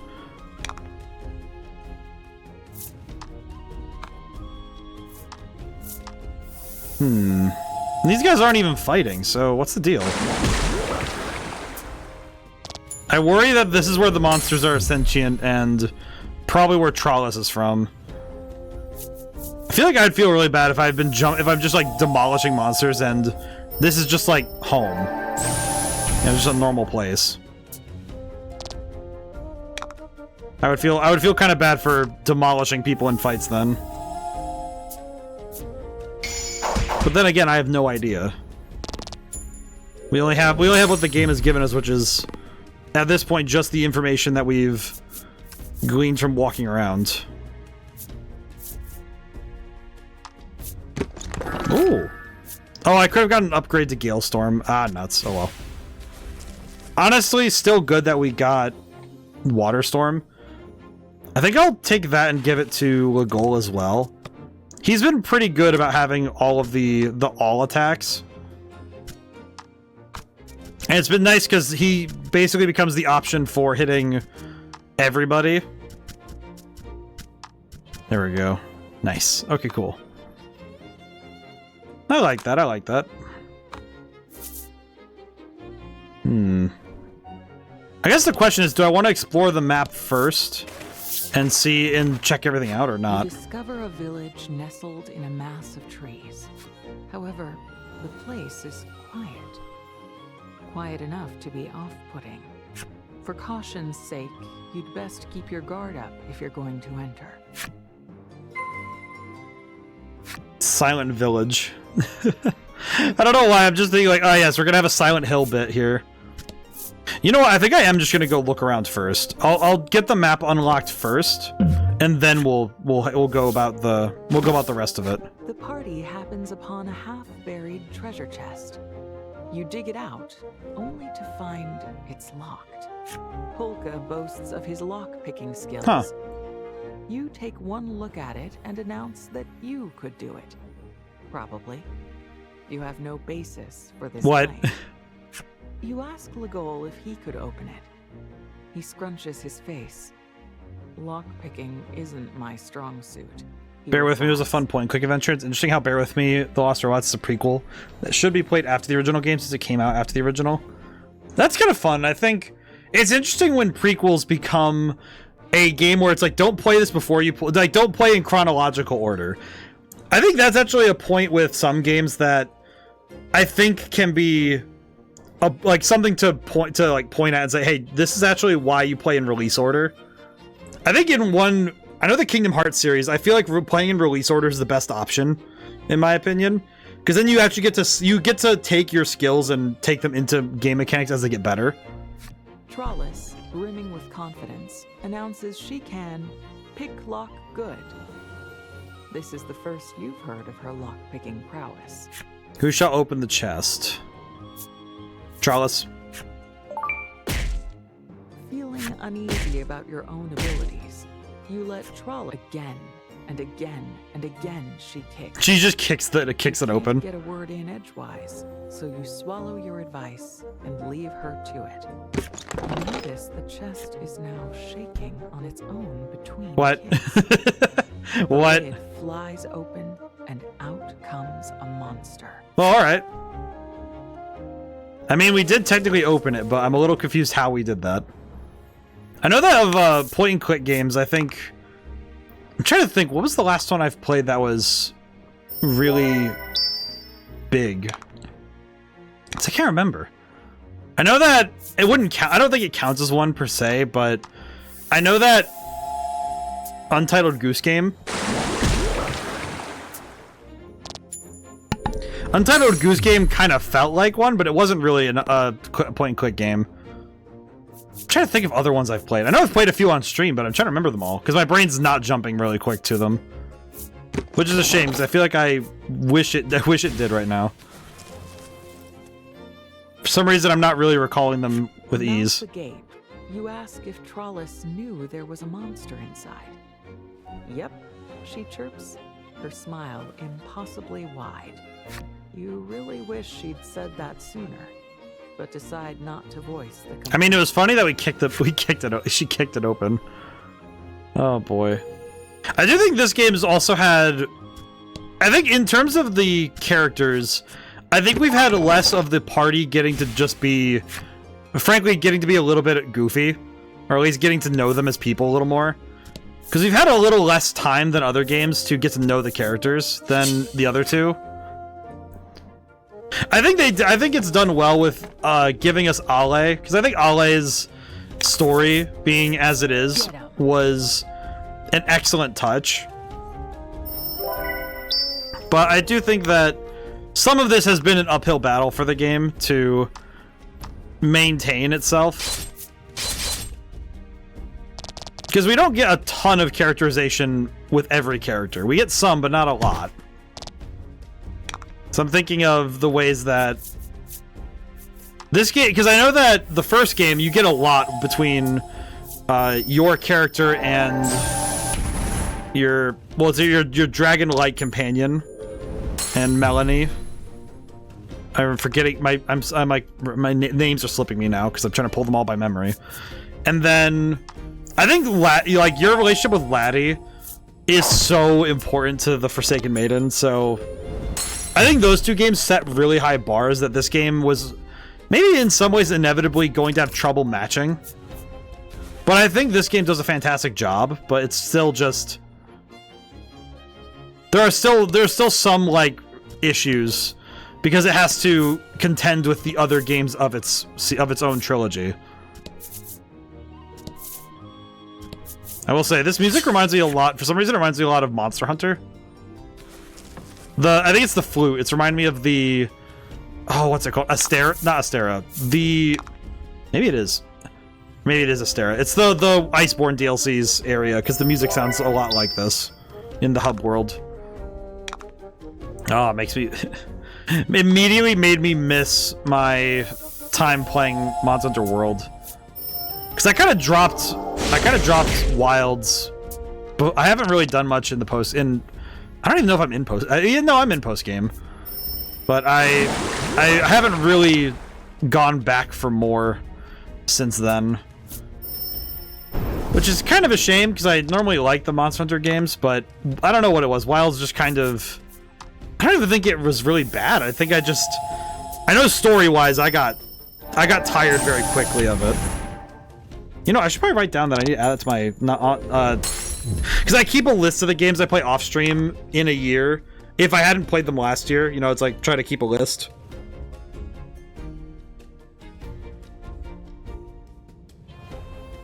Because I like to include them when I do my tier list of the games I play every year. I like to include some games from the stuff I played off stream because it also allows me to, it lets me fill out the list a little more, but it also lets me talk about the gaming year in total. Because sometimes I play games off stream that came out this year and I wasn't really able to fit in a stream. I do know one game I'm going to be playing, I'm going to check out the demo later, is Dead as Disco. Because I saw gameplay of it. I posted it up in the Discord as well. And I absolutely fell in love with it instantly. And it's been a while since I've seen a game like that has caught my attention like that. Polka the Boastful, he takes out two needle-like instruments and delicately inserts them into the keyhole.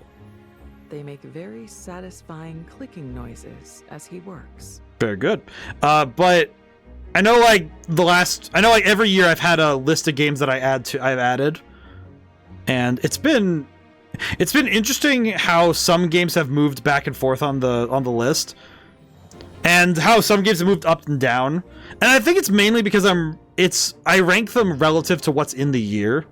Because I know that Kirby Air Ride was S tier and moved to A tier at one point, even though I would still say it's S tier. Kirby Air Ride's a goated game, but it's funny when I look at my own tier list and I see some inconsistencies, but I think it's more that relative to the year's games will move up and down based on the things around it.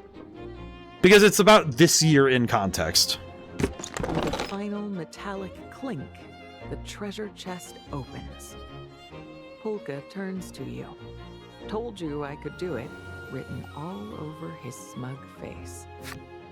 You peer into the chest and find something quite useful in Okay, the Omnipanacea is really good. We needed that.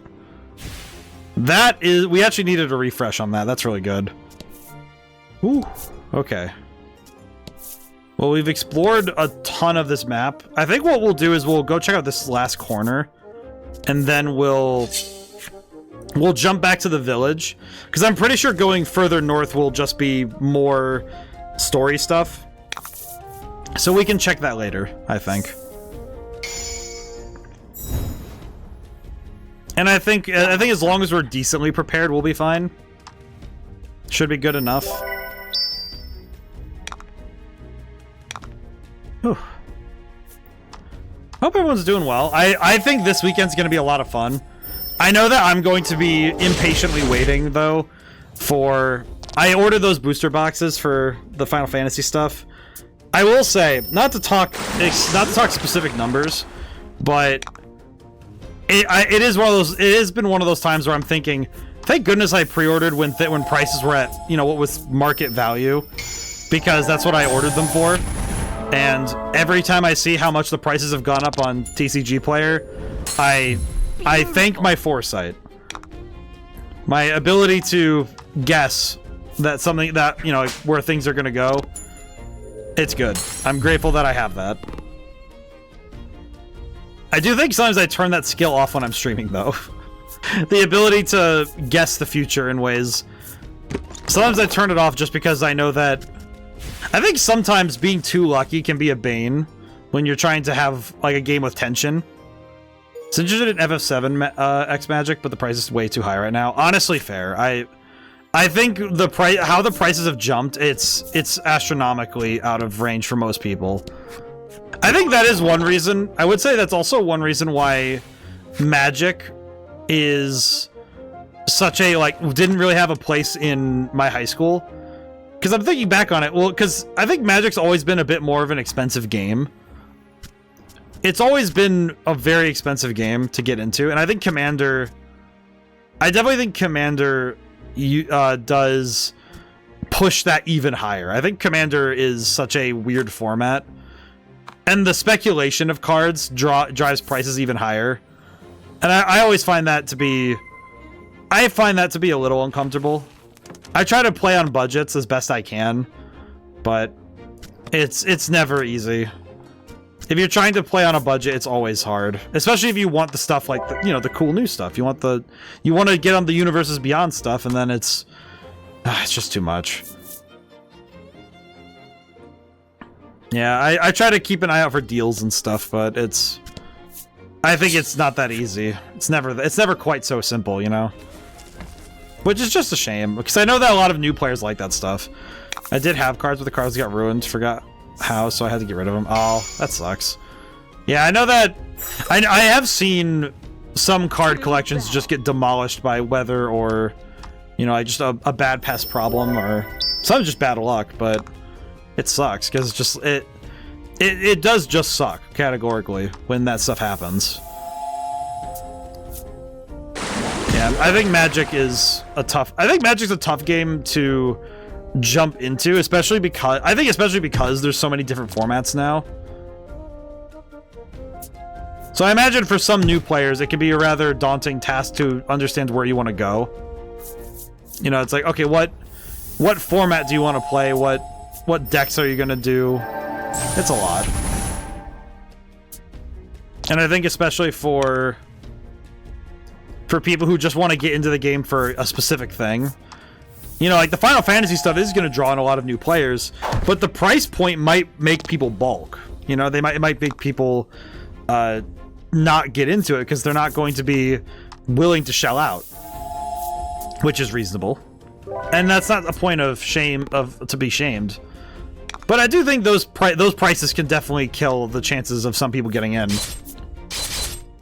Remember the one ring card in Magic that went for a lot from the Lord of the Rings crossover? Yes, because there is a special serialized copy of the card that they only printed one of, and it was this whole thing that people were hunting for it, and I think Post Malone bought it for like a few $1 million, which, I'm gonna be honest, what's the point? Both on the seller side and the buyer side, right? Like, yeah, it's, you know, it's called $1 million, so yeah, I get selling it, but also, to me, it always feels like, but, you know, it's yours. Why feel obligated to sell it? But also, I guess on the point of buying it, you'll never play with the card, you know? It's actually probably the thing that I'm probably the most weird about with card games is that I prefer to play with the cards I get. You know, if I get cards, I want to use them in the game.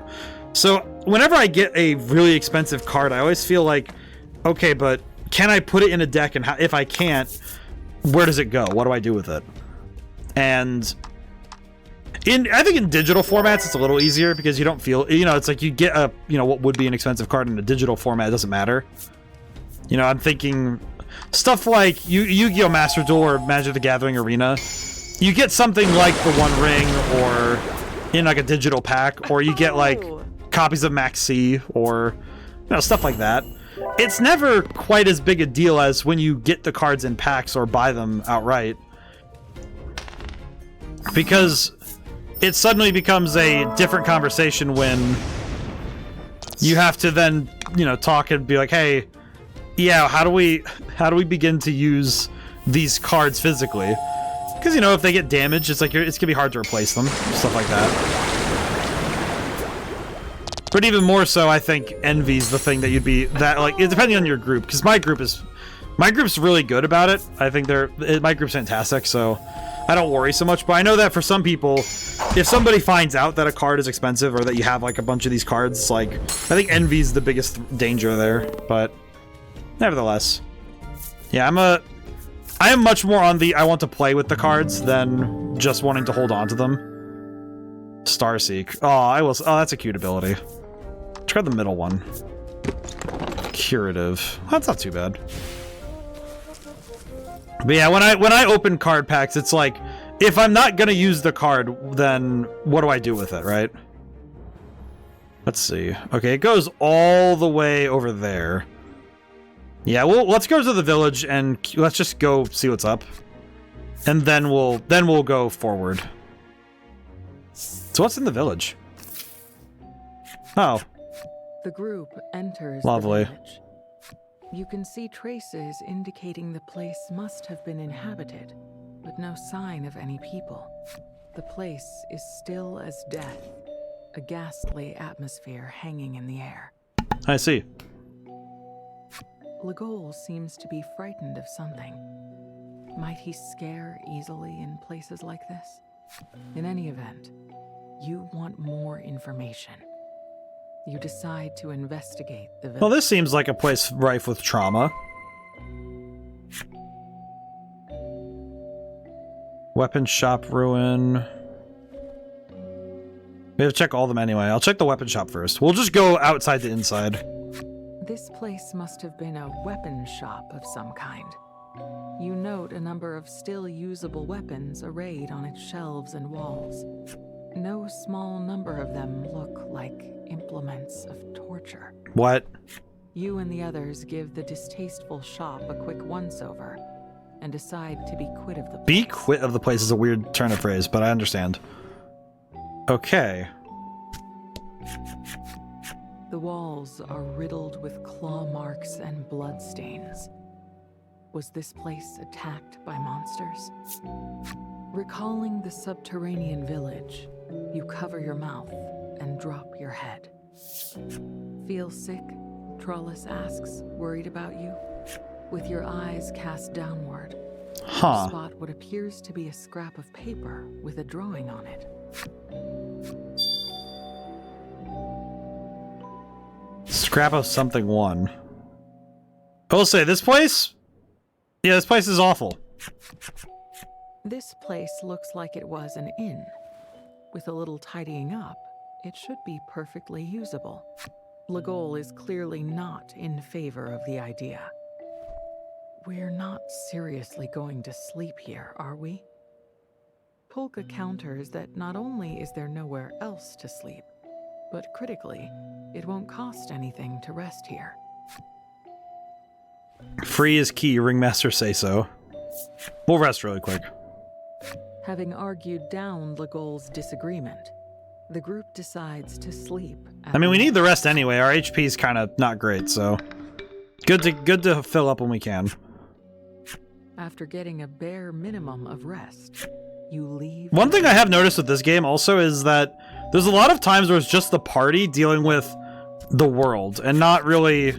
Within the small building, you find some things that look like laboratory equipment, along with a sturdy-looking cage. Legol says, "Let's hurry and get out of here." The fright in his voice is plain. You suppose he really doesn't like unsettling places like this. You feel a bit of guilt at the thought, but can't help but find it a little cute to see Legol acting so unlike his usual stoic self. As Legol hurries everyone along, Polka inspects the equipment, He manages to locate a scrap of paper with some kind of drawing on it. It does feel like this game has also had a not so small amount of the party having to rough it out in the wilds, basically. On the shelves, you spy a number of salves, poultices, and other medicinals. Maybe this place was an apothecary. I'm gonna be honest, when she said salves, poultices, I was thinking immediately of the Skyrim bit. You know, the salves, poultices, and potions on my shelves. Browse to your heart's content. I'm surprised I remember that line verbatim from Skyrim. From, the... I hated that when I'm streaming, names will dip out of my brain. But it's the potion shop in Whiterun. Maybe it's because I don't think of her name very often. Because I just go in and I buy stuff. Because that's what I do. I know, but it's funny that I can't remember Polka that. says that several of the items could be of use, so you decide to borrow them, minus the especially suspicious-looking ones. Nice, Supreme Salve. Okay, that's pretty good. 40 HP on a heal is really good. Sturdy building. Huh. Upon the walls of the sturdy building, there is a single word written in crude lettering. Help. Gazing at the writing, all the color drains from Legol's face, and he looks ready to make a run for it. You reach out a hand to comfort him, but as you do, you spot a scrap of paper at his feet, with what looks like a drawing on it. Huh. Having given the village a once-over, you decide to return to the inn ruin for the time being, and review what you I'm curious why during the old Nancy Drew point-and-click games are a lot of fun. I haven't played any of those. I remember I had an I Spy game, but I never got to play the Nancy Drew ones. I know that some of my favorite games, quote-unquote, were the choose-your-own-adventure books as well. However, you don't have a clear picture. I need to of look what at the more happened point-and-click here. games. I know Myst has been on my list for a while. Absent any other ideas, you take the scraps of paper you found during your search and lay them out on top of a desk. Hang on, do these actually fit together? Looking at the images on the scraps, Polka realizes that they must have originally formed a single page. So if we fit them together, how do they look? Put the scraps in order starting from left to right.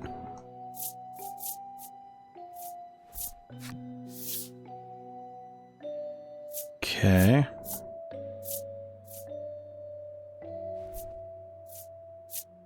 I need to look really quick because I'm...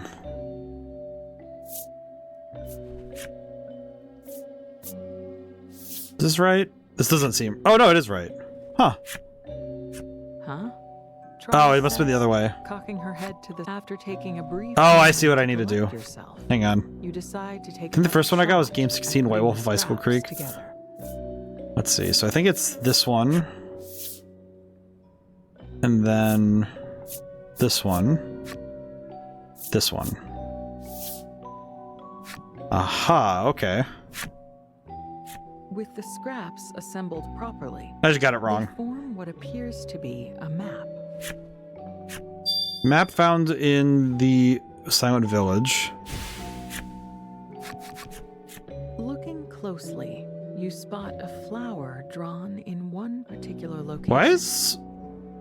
Something about it calls to mind a childhood memory for Polka. Did such a good job, Polka, but you're gonna be just like Mom and Dad someday. Polka stands dazed and Huh. unmoving. You ask if anything is wrong, but he replies, "No, nothing at all." Breaking the reverie, a something black as midnight assails the party. You reach for your weapon, ready to fend off a monster. But when you take a look, Doesn't look like a monster. What is that? It's attacking, that's what it is. Pay attention. the goal's upbraiding brings you back to the moment, and you grip your weapon tight, ready to fight. Okay, can I just say that looks familiar in a couple ways, because those look similar to the things from both there's Forsaken Maiden and the Isle Dragon have something similar to this thing. Something like a shadow monster. which is not great. That tells me that we're in some Eldritch territory out here. So that's not good. Oh no. I don't like that. Eee. I do not like the Shadow Demon. I do not like the Shadow Demon. I guess seeing a Shadow Demon also in a place like this is not great for our health either, huh? I don't think I'm gonna poison... I don't think I'm gonna be able to poison the Shadow Monster. So we're going to not try that. We could go for Fire Primal and hope that that works. Oh god, he does a lot of damage. Holy. Yeah, we're gonna try and just land some big damage.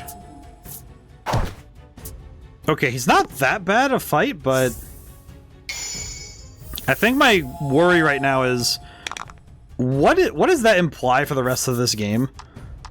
Because this is a very particular type of enemy from the other games. So whatever is going on here is definitely a problem. Is he speaking in numbers?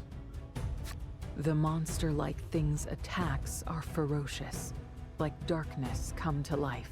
It steadily wears you down. This thing's weird. Yeah. Trollis seems to be feeling the same unease you are in regards to the creature. I mean, we're winning, but it is a worrying enemy, isn't it? Certainly a confusing creature to run into.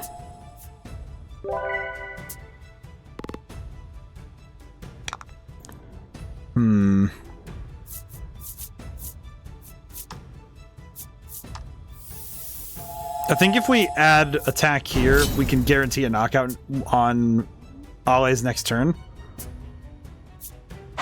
Yeah, we're good.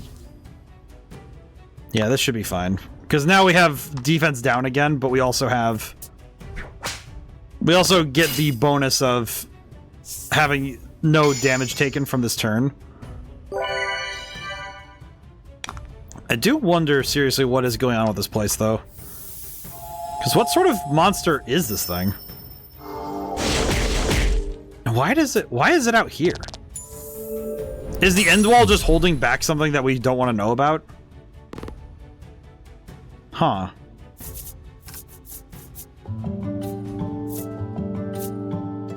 Concerning. And suspicious. You've managed to defeat the creature and hold a card aloft to seal it. It doesn't seem to work, though. Maybe this really isn't a monster after all. A little troublesome having to deal with all these unknown foes, isn't it? Exclaims Wait, Polka. these aren't monsters? That means that they're coming from somebody. The four of you decide to run for it. But when you turn, you find Steelborough soldiers blocking your path. Wait, why are you guys here? These people never quit. Perhaps they're in pursuit of those responsible for killing everyone. Wait, what? Why are they out here then? The Ghoul clicks his tongue. Will you try to fight through? These guys aren't the people. The group decides that it would be better to take on the soldiers than to challenge the black creatures. However, the Steelborough soldiers ignore you and start to fight with the creatures. Okay. The thought of just running for it crosses your mind, but the soldiers are still people. You can't just leave them to die. Regroup and join the soldiers from Steelborough. Okay, I have a legitimate question. Why are the soldiers from Steelborough up here? How did they get up here on their own? That doesn't make sense. How did they get here? Because that implies that they traveled up here, which is the top of the wall. These guys cannot be the same people from Steelborough all the way over there.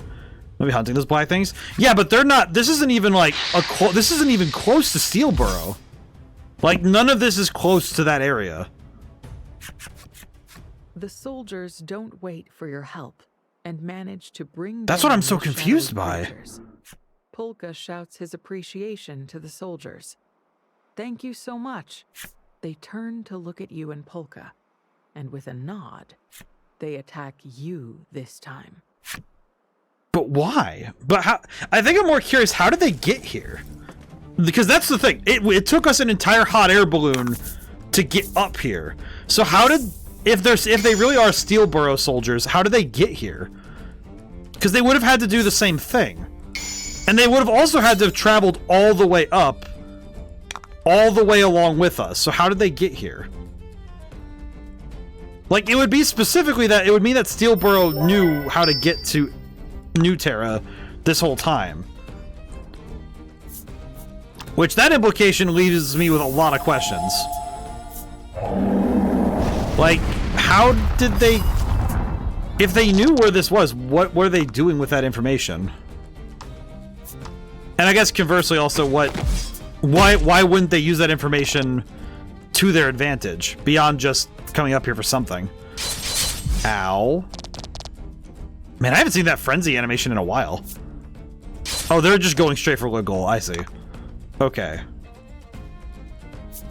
I need to go for knockouts then, because we need this guy out of the way then. Okay, good. We don't want to leave anybody up if we don't need to. Okay, gems are good, but man, what is? I'm really curious what the deal is, because this doesn't. It's just that it doesn't add up. Something's wrong there with that. With the idea that they arrived here. I guess more so, why are they hunting?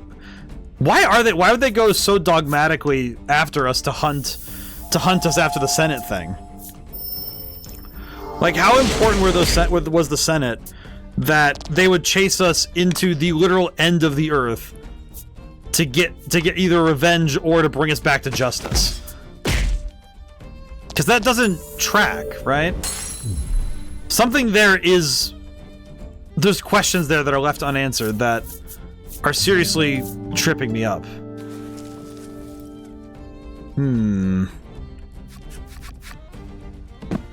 You manage to defeat the Steel Burrow soldiers. You question one of them, asking how many of them are pursuing you. Filthy traitors? In the next instant, the soldier is back on its feet and rushing at you.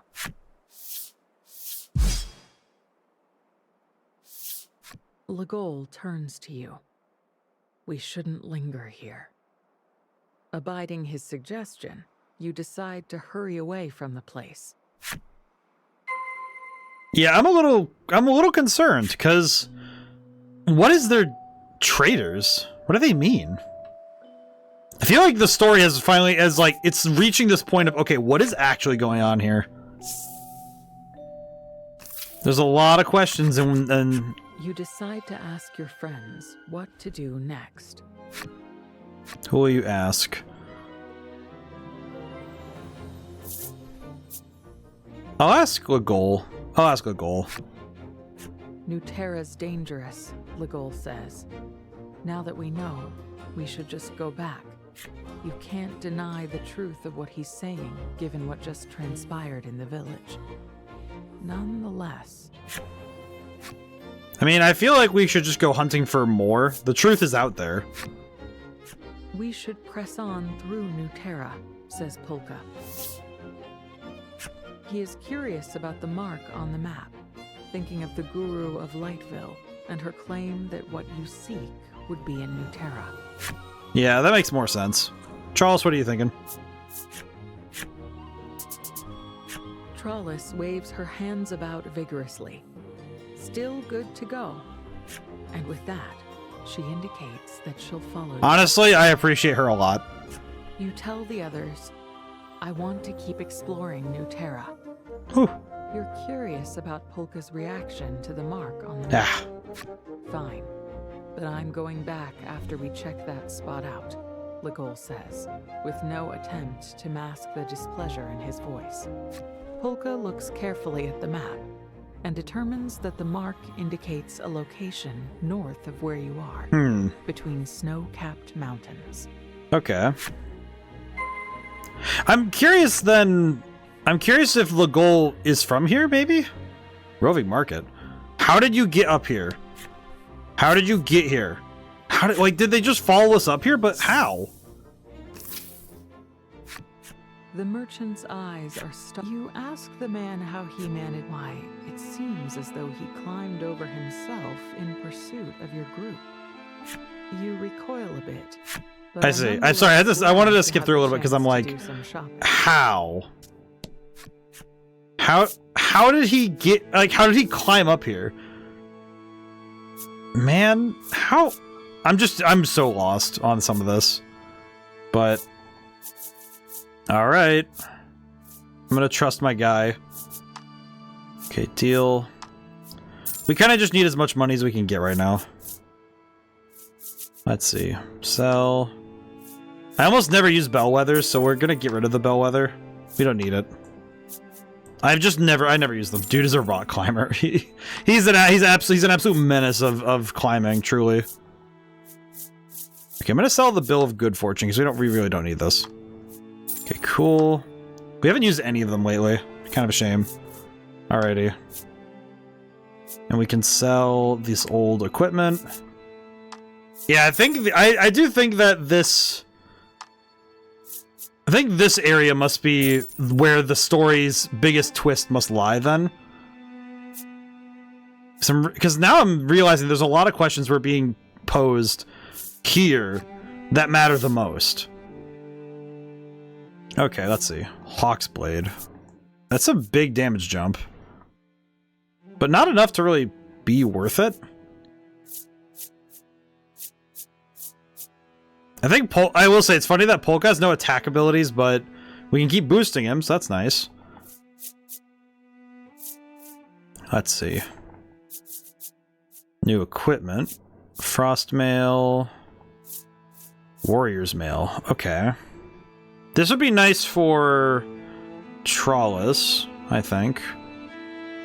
Let's see. I'm gonna look through really quick because we need to double check what we have. Oh, we could buy those now. Okay. I think of all things here, I'd want to buy. The big one is I want to buy the Warrior's Mail for.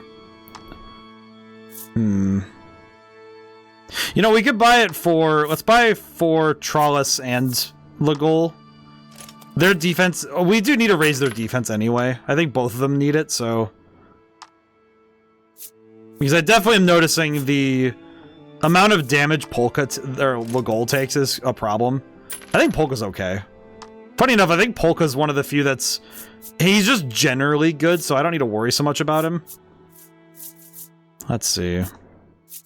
We could either get him a stat. We could either get him the new staff, which would make him. Which would kind of just solidify him as the ultimate support. Which would be good. Or we get the new. We could come back later and get the new weapon. I think I'll get the Sage's staff for Polka. And I'll check how much money I have when I'm done. Because we could sell some stuff and maybe make enough to buy one more item. Because we could buy the new weapon for Ale if we use our money well. So we could do that. Equipment. I think the only thing I'm a little concerned with is we need to buy more healing items. Okay. Nice. We could also sell the Ring of Protection because we're not going to use it. And you know, we're not using any of these rings. So I think I'll make the executive decision to sell these. We aren't going to use any of them. And I think the only one I might be tempted by maybe is the Ring of Life, but I don't think I'm going to use it, so I think we can convert these into money. And then we can buy some new equipment. Yeah, especially these two, because exchanging stats for other stats isn't worth it. Because we want our stats to just be generally higher. We don't want them to... We don't want to have to lower one to get another. So that's not worth it. Alrighty. And now... Go back to buying. Okay, let's make doubly sure that there's no other weapons or armor we want or need. And it looks like no. I think the most we could get is if we could get the Martialist garb for Polka as well. That would be worth it, I think. It makes him in general a lot more tanky. Yeah, and then we can get end this with getting the weapon for... We can get Hawk's Blade. Yeah, because now we have Hawk's Blade for Ale. There we go. Big stat bonus. Nice. And now we could use the rest of our... We can use the rest of our stuff to buy items we need. I think the big one is buying Omnisalves, and especially if we can buy quality ones, that would be great. And the Omni... Yeah, because now we can... Oh, we can buy those now. Yep. Okay. Let's look. Let me take a quick gander. Let's see. They do not sell Omni Panacea though. That's a shame. Okay, let's start by buying a bunch of quality Omnisalves, because our HP levels are high enough now that we need more of these. 4, 5, 6, 7, 8. Nice. Okay. And we'll buy some regular ones to account for regular healing as well. There we go. We're gonna run out of inventory. God, it's gonna be like Legend of Dragoon, where I just run out of inventory space. We should probably buy some Panacea just in case. 1, 2. So that'd be 4 in total. Alright, cool. Alright. That should be enough, I think. Leaves us some room to pick up items later. Let's go to the inn really quick. We can rest up. You head instead. Go spend lots of money at the other shops. She concludes with a Okay, so we get free rest, so that's good. Ooh, okay, good. And last but not least, we'll go check the monster shop. We'll go see if she has any... If she has any monsters we don't have, that's the key, right? Only those one... Oh, we have these too, okay. Great Blast. Oh, this... Oh, okay, you know what? This is worth it. Honestly, Tornado Dive is worth it. That's a lot of wind damage. Okay. Seal. What is a Dark Toad? We haven't even seen this thing yet. What is that? Seal would be great, though, because it would shut off an enemy's actions, but I think we're good. I think we're fine. I think we're fine. Okay.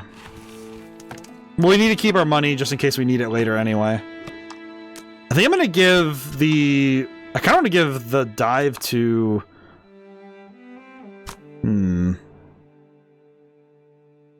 Well, I'd want to give it to... Some part of me's thinking I should have it on Ale, just because she'd do the most damage with it, but... Yeah, you know, we could replace the Fungo with it. That'd be worth it. Yeah, because now we have damage diff. We have damage... Well... I don't know. Let me look at Trollis's skills, because that's kind of the issues. Well, no, she has... Oh, no, she has this. We're good. Yeah, no, we're fine.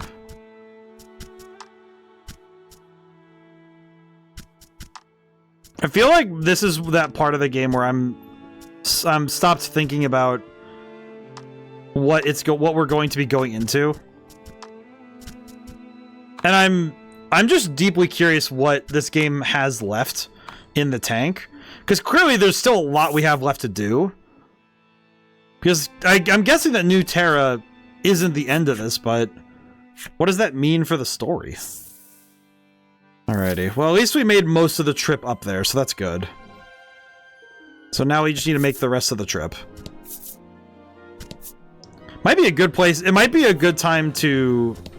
I don't know. Maybe it might be a good place to slow down. I'm kind of wondering, do we want to, like, do this town and then we have, like, a cliffhanger at the end? We'll see. Let's see. Polka, looking for something... Is it that dragon? Wait, what the heck is it? Oh, it's just it's a dude. Monster. Behaving rather strangely now you get a good look at it. Attack! You toss the telescope over your shoulder and race Just toward start the chasing monster after at it. full speed. Not to be outdone, Polka races after you. Ah, jeez. Been needing to hydrate this whole stream. Ah. But the monster has sensed your presence and whirls around to meet your attack. I'm fascinated by what this game must offer then. This game goes by chapters, correct? Yeah. We're at Newterra currently. I don't really know. I don't think I need to know, but it's like, I'm trying to remember what the other games had in terms of chapter count, because I think it's 7. I think it's 7 or 8. All right, let's try out this new Wyvern dive. Well, Tornado dive. Ooh. I think that feels like it does more damage. Maybe it's just it might be because it's a cool looking attack. It feels nice. Alrighty. And most of these games end around level 30, roughly. Actually, that would probably be my best gauge right now. Oh, we just get to capture it.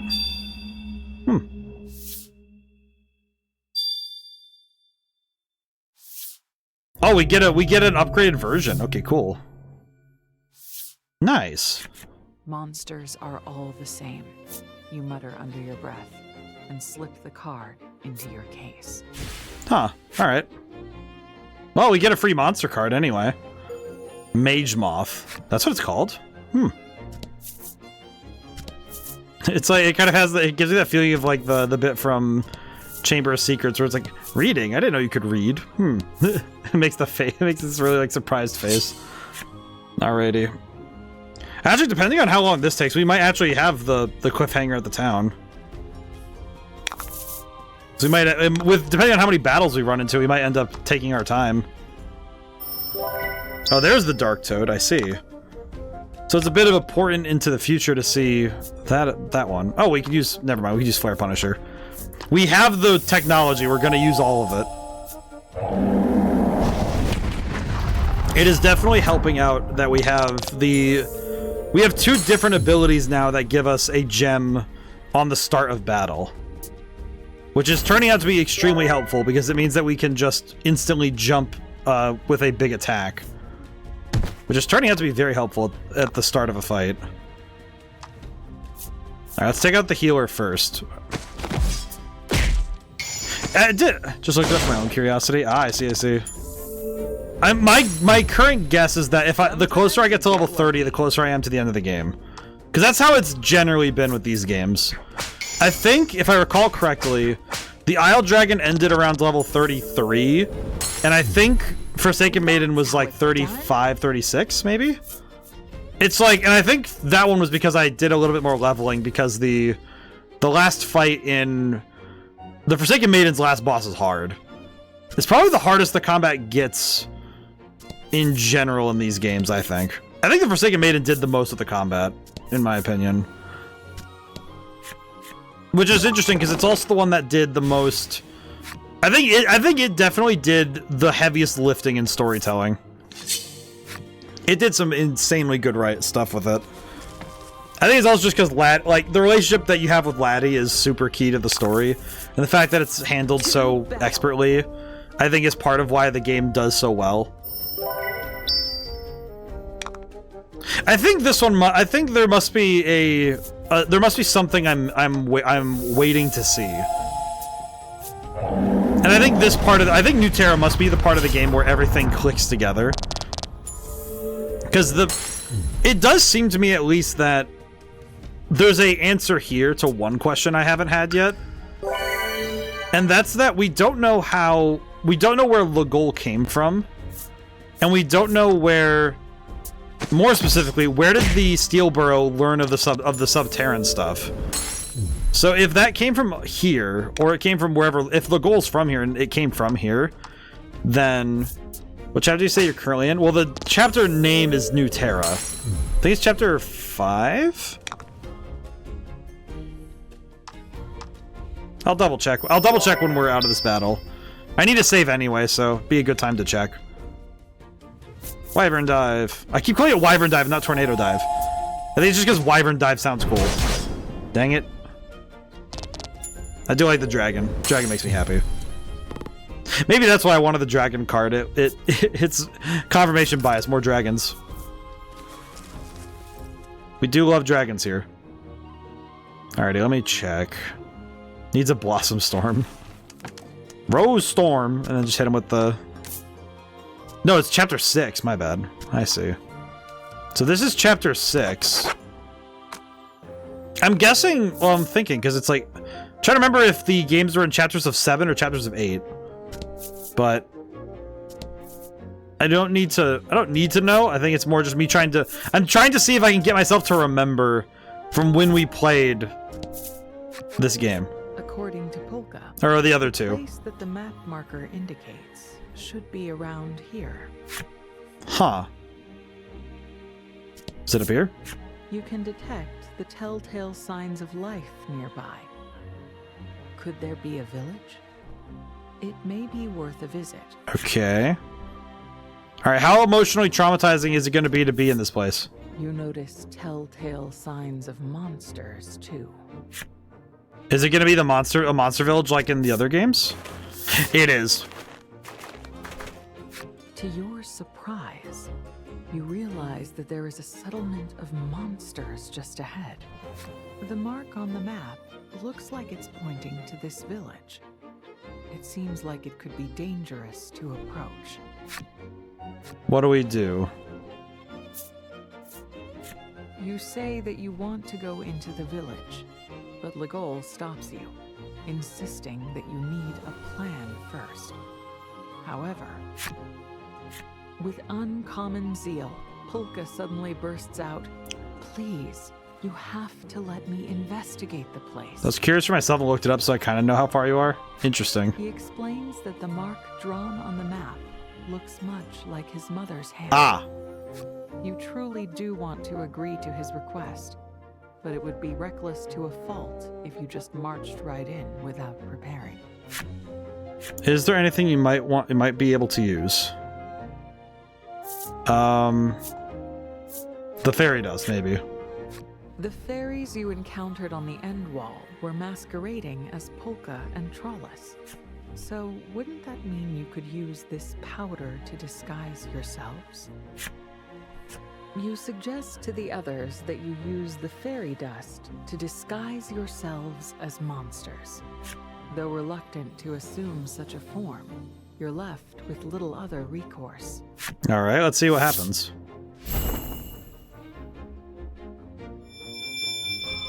Do we get monster forms or... Oh god. You and the others use the fairy dust.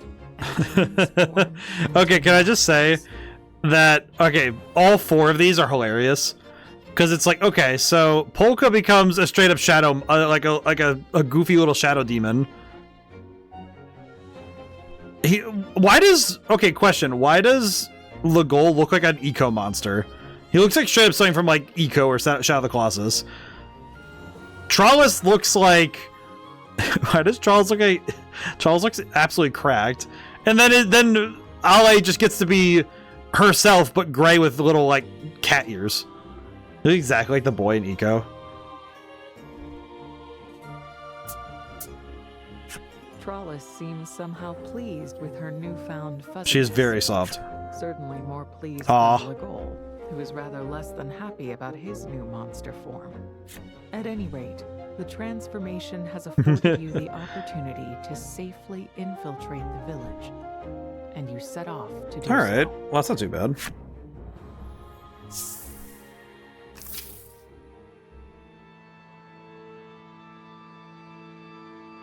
Somebody in the back. It looks like no humans live in this village. Instead, the monsters seem to have a thriving culture of their own. You can't hide your surprise that they live just like humans, and your mouth drops. Funny thing, I think there's a monster village in both the other games. Polka whispers into your ear, "Let's hurry and look around this place before they find out what we really are." Investigate Monster Town carefully. Can I talk to the monsters? I think nothing can tell your mouth is open. The monster offers you a ball and says, I'm much too noble. Couldn't possibly play with something like this. Throw me something more valuable, the monster says, tail wagging back and forth out of a desire to play. Throw something. Sure. I'm curious. What do you want? Here, fetch, you say, throwing something from your bag. The monster zips after it, tongue lolling with delight. The monster returns quickly, something clutched in mouth, but not what you Fairy, this reminds me of Devour Dungeon, or the one anime where they were into E-monsters. Oh, Delicious in Dungeon? I have only heard a little bit about it. I've seen some of the characters and I know a little bit. Delicious in Dungeon. Ah, I see. I only know a little bit about it. The monster running the weapon shop explains that they sell weapons stolen from adventurers. Well, can I still buy stuff? Can I buy stuff? A classic trade. Hey, the revival item might be helpful, so... Evil's Bane. Ooh. Okay. Spangled Dancewear. Okay, I'm gonna buy this for Ale, because this is huge. That's it. That is a big jump in power for Ale. I think that's fantastic. It's a fairy ring that ends up switching the character's races around. Huh. I like this, though. Dragon Twist Whip. Well, we can't afford these in the moment. Let's see. Let me see if I can sell. Let me see what I can sell and see if we can't buy one more weapon. Because if we can buy one more weapon, that would be nice. Okay. Sell. Sell. Sell. Okay, we could buy one more. I think I'd like to get it for Legol. Because Legol getting a new weapon would be really big. Because I'd like all of them to have their ultimate weapons, but let's buy Evil's Bane. Yeah, because we want him to have the highest attack we can get. So that'd be great. Yeah, now we're a little short on cash for the rest of it, but that's okay. We make our choices, we're good. Hello, lady. With starry, lovelorn eyes, the sprite says, How I wish to see him again. Upon hearing the details from her, you think the object of her longing sounds a bit like Legol. Ha! As if, the monster snorts with laughter. Huh. Interesting. Mayor's residence. The doors of the magnificent mansion open, and a delightfully fluffy monster comes out. The monster says, Spend all the time you want. Our village is yours. It looks as though this is the local mayor. Huh. The mayor looks at Polka in surprise, and then narrows his eyes. He explains that Polka reminds him a lot of a friend of his from long ago. Hoping to win the mayor over, Polka rattles off a lie. Yes, I'm his descendant. The mayor is apparently the credulous sort, and is convinced. He offers a memento of his old friend. Oh? Oh, Thunderstaff. That's funny. Okay, that's a little weird for me. So I think we bought something recently, but we can sell that. You're not gonna win contest like that, what? One of the monsters says breathlessly. The trio seems worked up about something. When you ask what kind of contest it is, the monsters leap around and reply, Jumping contest. It's funny that only now can we understand them. Well, no, we were able to hear it earlier, so no, we could understand them earlier. That's not right. I'm so hungry, the bone monster says, theatrically patting the void where its stomach would be. It keeps stealing glances over at you. Polka signals to you with his eyes to just ignore it. The creature is clearly fishing for a response. Trollis, however, takes the bait. But no stomach? Great. That's right. I see. Chatters the monster with delight, its joints cricking and cracking. That's why I'm so hungry. It always goes right through. Ha. Good pun. Good pun. Alrighty. Wait, why would there be a pet shop here? After you enter the dimly lit shop, you ask if something is wrong, and it explains that it doesn't have enough dishes to feed the pets in the shop. After taking a good look at you, the owner asks, would you be willing to get a plate from the nearby Why does village?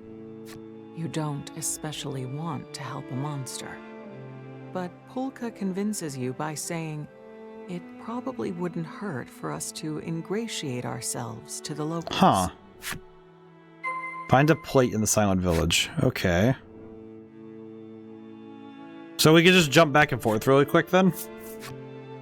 Oh, but we're gonna still look like monsters when we go back to the Silent Village, so if somebody's there, they might mistake us for just being monsters.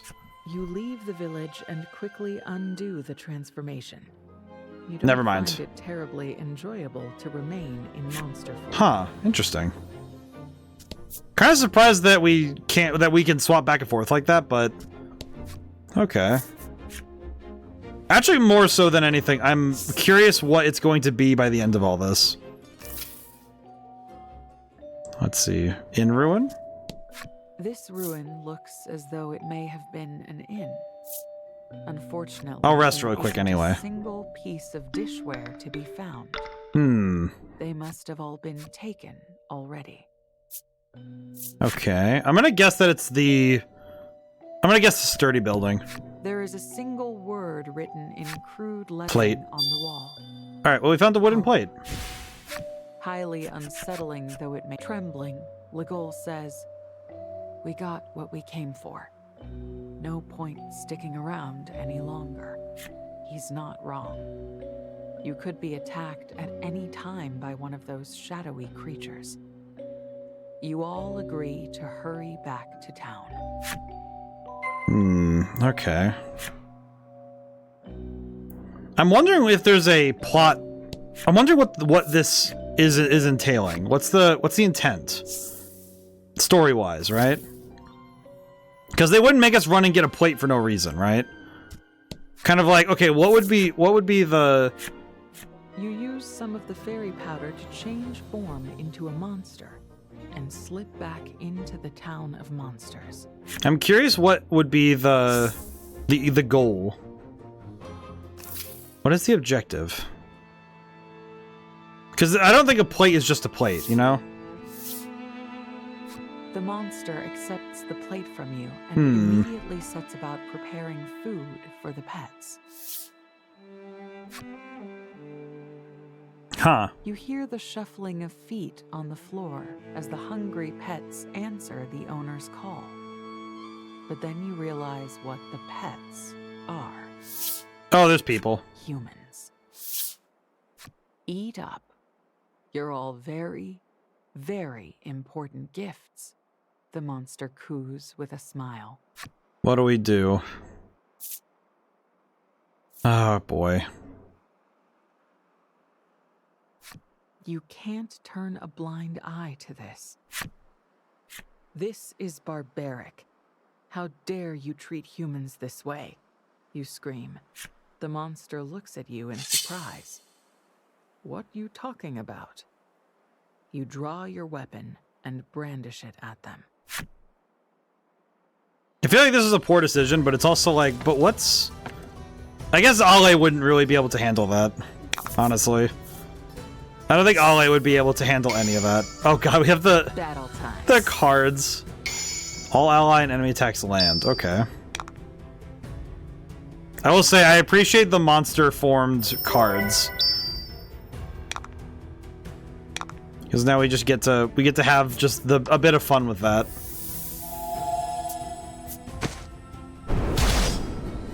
Honestly, this feels like a weird event, but I don't think. I think even if we had chosen, you know, continue exploring town, we'd have to come back to here. I don't think we'd be able to avoid this fight for long, if at all, really.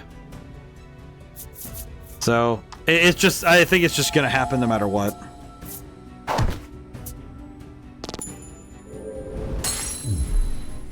Why are there... I guess my secondary question is, how did people get up here? Because... Huh. You've managed a clean victory over the pet shop owner. Your conviction is renewed that monsters are beasts to be despised for the suffering they cause humans. The people freed from the cages look terrified and are unable Hey, these are the native to people? even speak. Well, now what? Says Legol. Your reply is cool and composed. We have to take down all the monsters in town. It's the only way. Polka agrees with your assessment.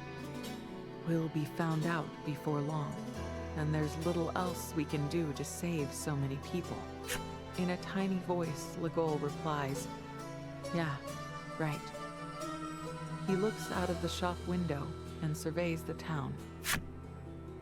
I feel bad that we have to fight like this, but I think what I'm gonna do, it sounds a little bad, but I'm gonna save right here. I'm gonna save right here. I think we're gonna cliffhanger this section, because I can only guess that this is gonna be very depressing to jump into later. So we're gonna start next stream with another, oh god, please no moment. So we're gonna do that. Alrighty. Oh, okay. But we're gonna call it for now. So, thank you all for coming by. Thank you to everyone who came by. Couldn't stay to the end. Sunday is Bayonetta. That'll be a lot of fun. I'm curious how I'll handle that one, because we did play Zenless the last Sunday.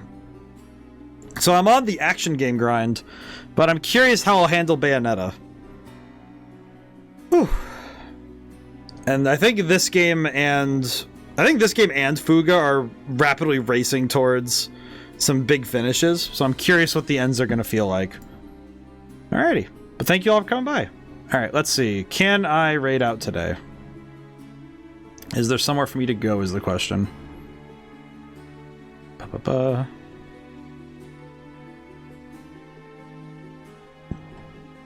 Blech. Had to work out a burp there. Let's see.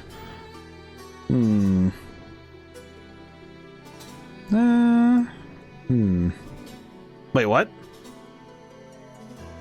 Is somebody playing Voice of Cards?